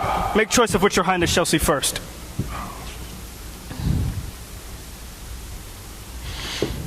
The battle with the centaurs, to be sung by an Athenian eunuch to the harp. Will none of that. The riot of the tipsy bacchanals, tearing the Thracian singer in their rage. This is an old device. The thrice three muses, mourning for the death of learning, late deceased in beggary.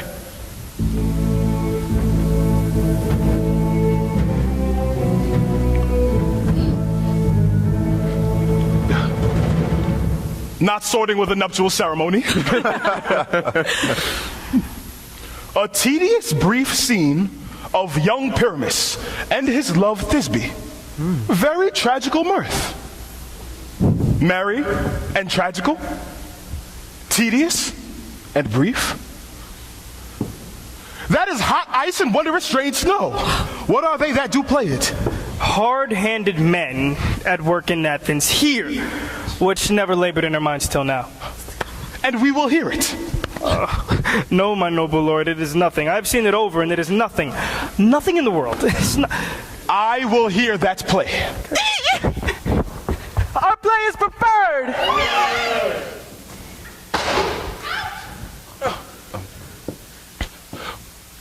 For never anything can be amiss when simpleness and duty tender it.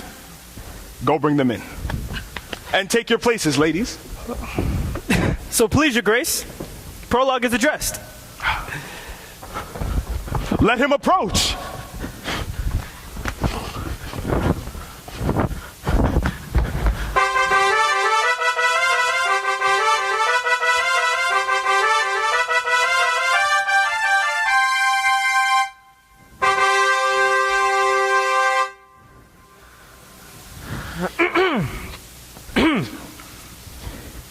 If we offend, it is with our goodwill that you should think we come not to offend, but with goodwill.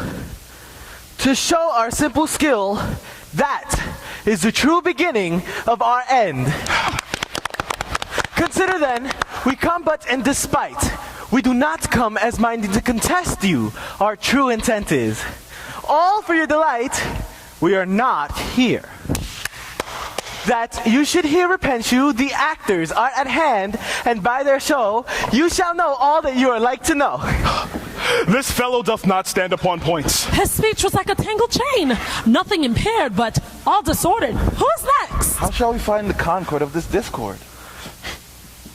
Gentles, perchance you wonder at this show, but wonder on, till truth makes all things plain. This man is Pyramus, if you would know. This beauteous lady Thisbe is certain. This man, with lime and rough cast, doth present Wall, that vile Wall which did these lovers sunder. And through Wall's chink, poor souls, they are content to whisper, at the which let no man wonder. This man, with lantern, dog, and bush of thorn, presenteth moonshine, for by moonshine do these lovers think no scorn, to meet at Nina's tomb, there to woo. This grisly beast, which Lion called by name, the trusty Thisbe coming first by night, did scare away, or rather, did affright.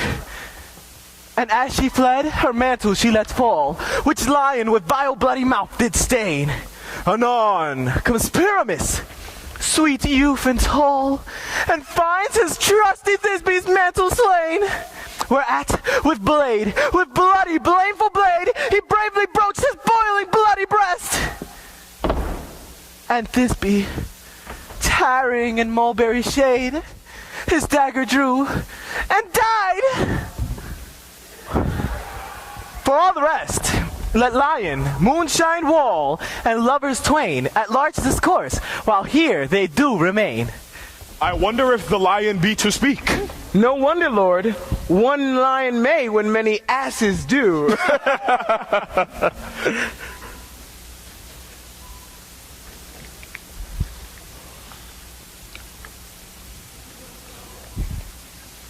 In this interlude, it doth befall that I, one Snout by name, present a wall.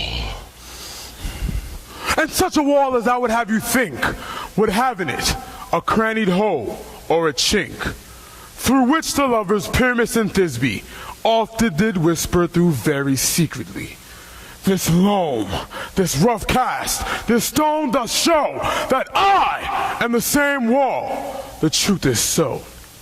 And this cranny is right and sinister, through which the fearful lovers are to whisper. Would you desire lime and plaster to speak better? 'Tis the wittiest partition I ever heard discourse, my lord. Pyramus approaches the wall. Silence. Oh, grim, look at night. Oh, night with you so black.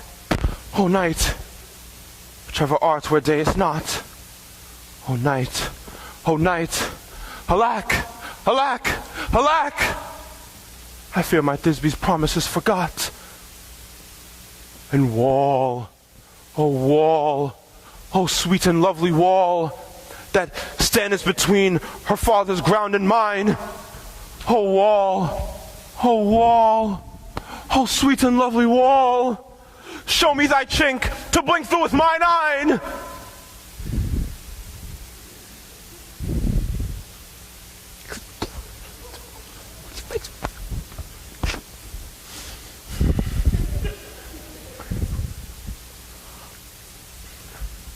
Thanks, courteous Wall. Jove shield thee well for this. But what see I? No Thisbe do I see.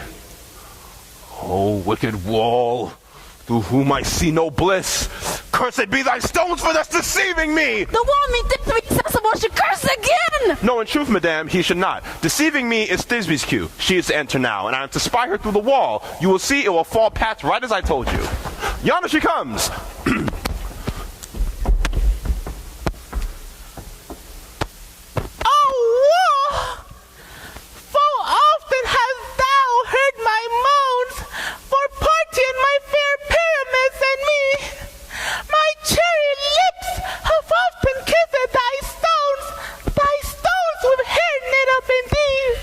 I see a voice. Now will I to the chink to spy if I can see my Thisbe's face. Thisbe! My love, thou art my love, I think. Think what thou wilt. I am thy love's grace. Oh, kiss me through the hole of this vile wall. I kissed the wall's hole, but not your lips at all. Will thou and Ninny's tomb meet me straightway? To life, to death, I come without delay.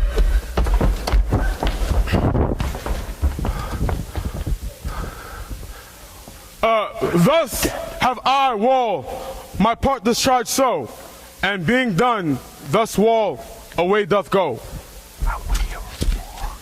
Oh, is the mural down between the two neighbors? This is the silliest stuff that ever I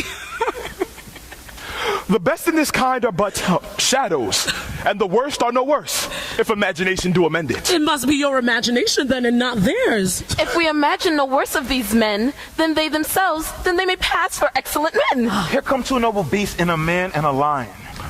You, ladies, you, whose gentle hearts do fear the smallest monstrous mouse that creeps on floor, may now, perchance, both quake and tremble here when lion rough in the wildest rage doth roar. Then know that I, once snug the joiner, am a lion's fell, nor else nor lion's dam. For if I should, as lion come trifle into this place, to pity on my life. A very gentle beast, The best of good conscience. The best of beasts that e'er I saw, my lord. It is well. Leave it to her discretion, and let us listen to the moon. This lantern doth the haunted moon present.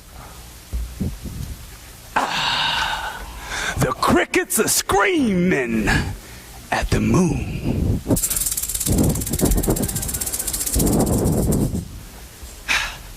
Alone in old clothes, sipping wine beneath the moon.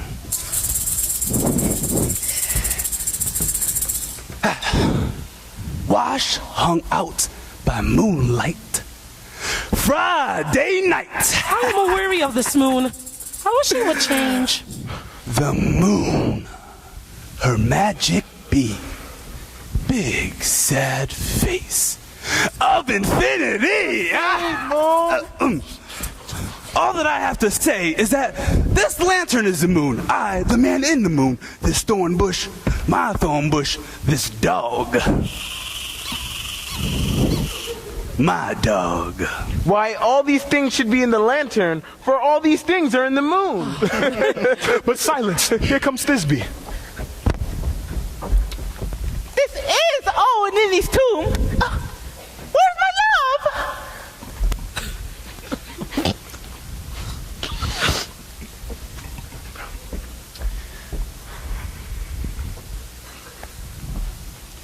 Roar. Well run, lion.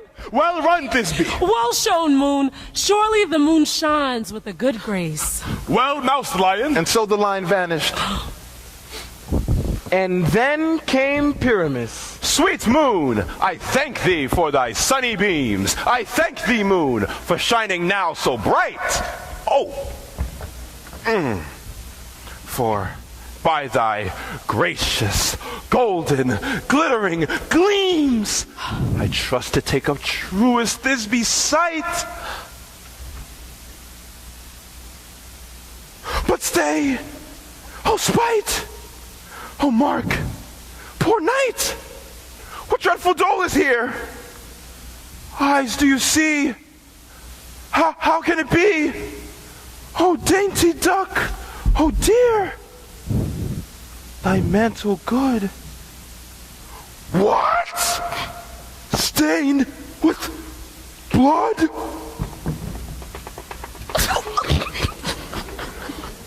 Approach ye furies fell.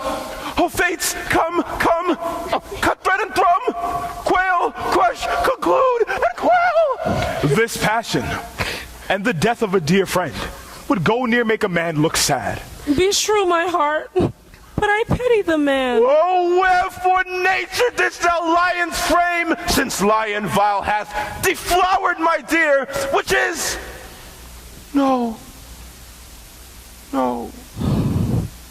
which was the fairest dame that lived, that loved, that looked, that liked with cheer. Come, tears, confound out sword and wound the pap of Pyramus. Try that left pap, where heart doth hop. Thus die. Thus.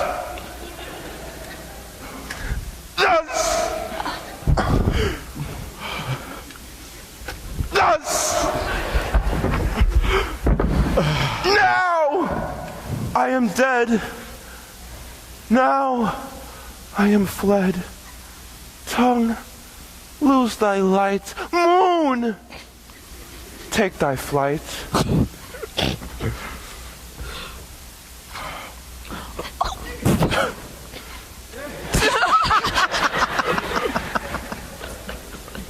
Now die.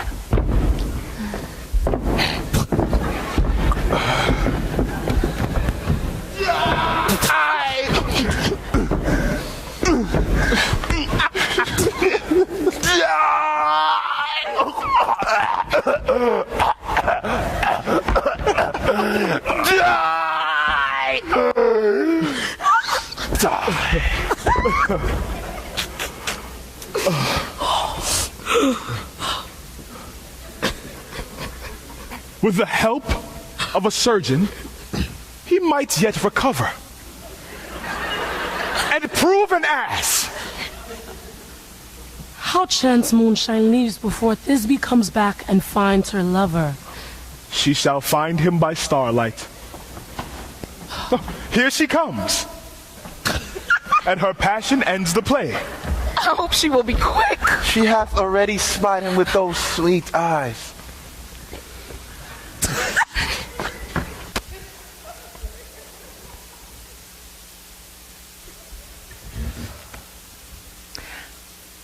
Asleep, my love? What? Dead? My dove? Oh, Paramus, arise!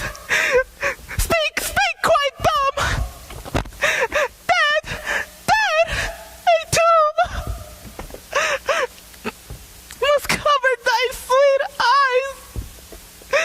Why, my lips, this cherry nose, these yellow cow-sleep cheeks are gone,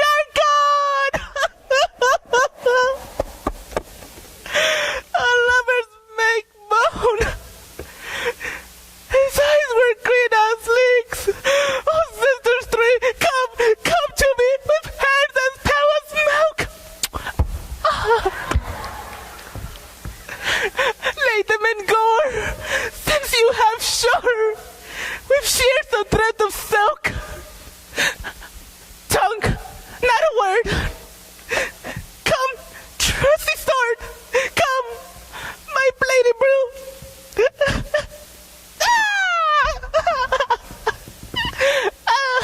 And farewell, friends. Does this the end? I do.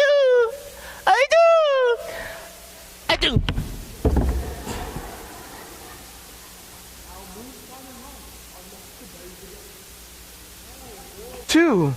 No, assure you. Huh.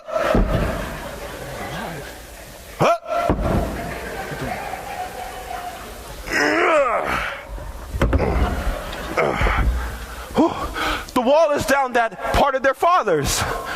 Would it please you to see the epilogue or to hear a dance by the members of our company? No epilogue. I pray you.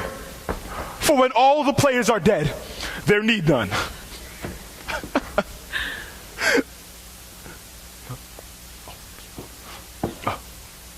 Mary, truly, very notably discharged. But come your dance.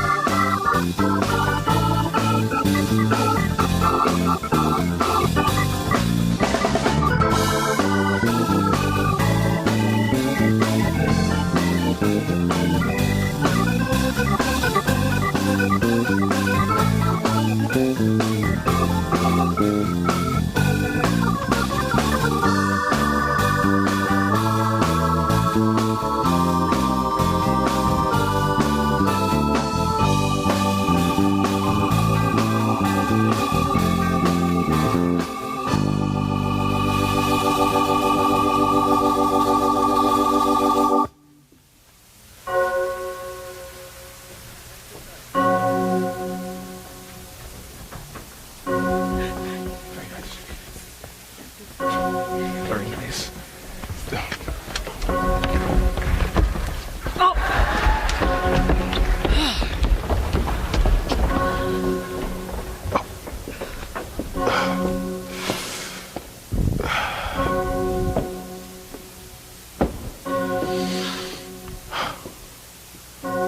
The iron tongue of midnight hath told 12.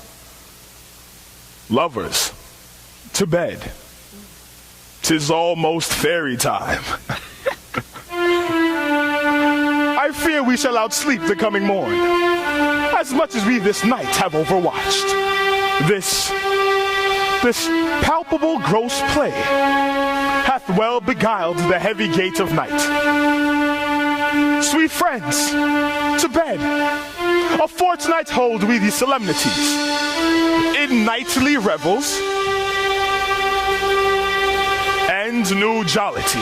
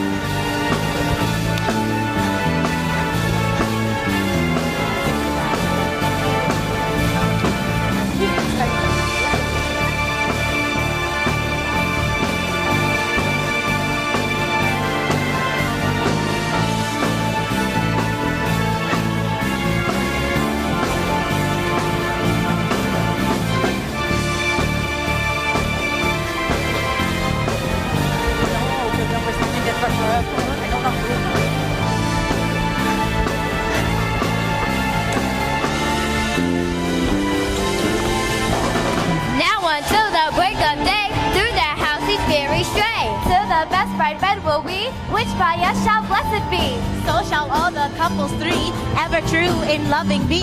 And our several chambers blessed through the palace with sweet peace. And the children of it blessed, after safety runs.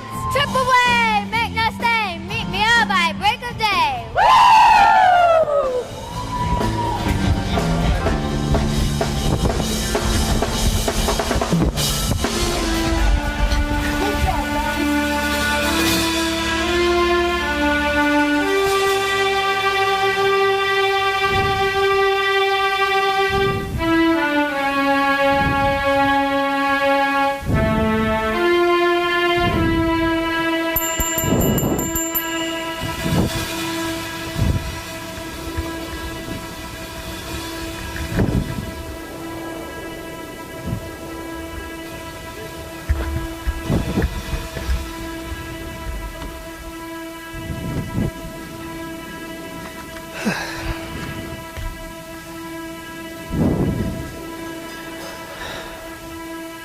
If we shadows have offended,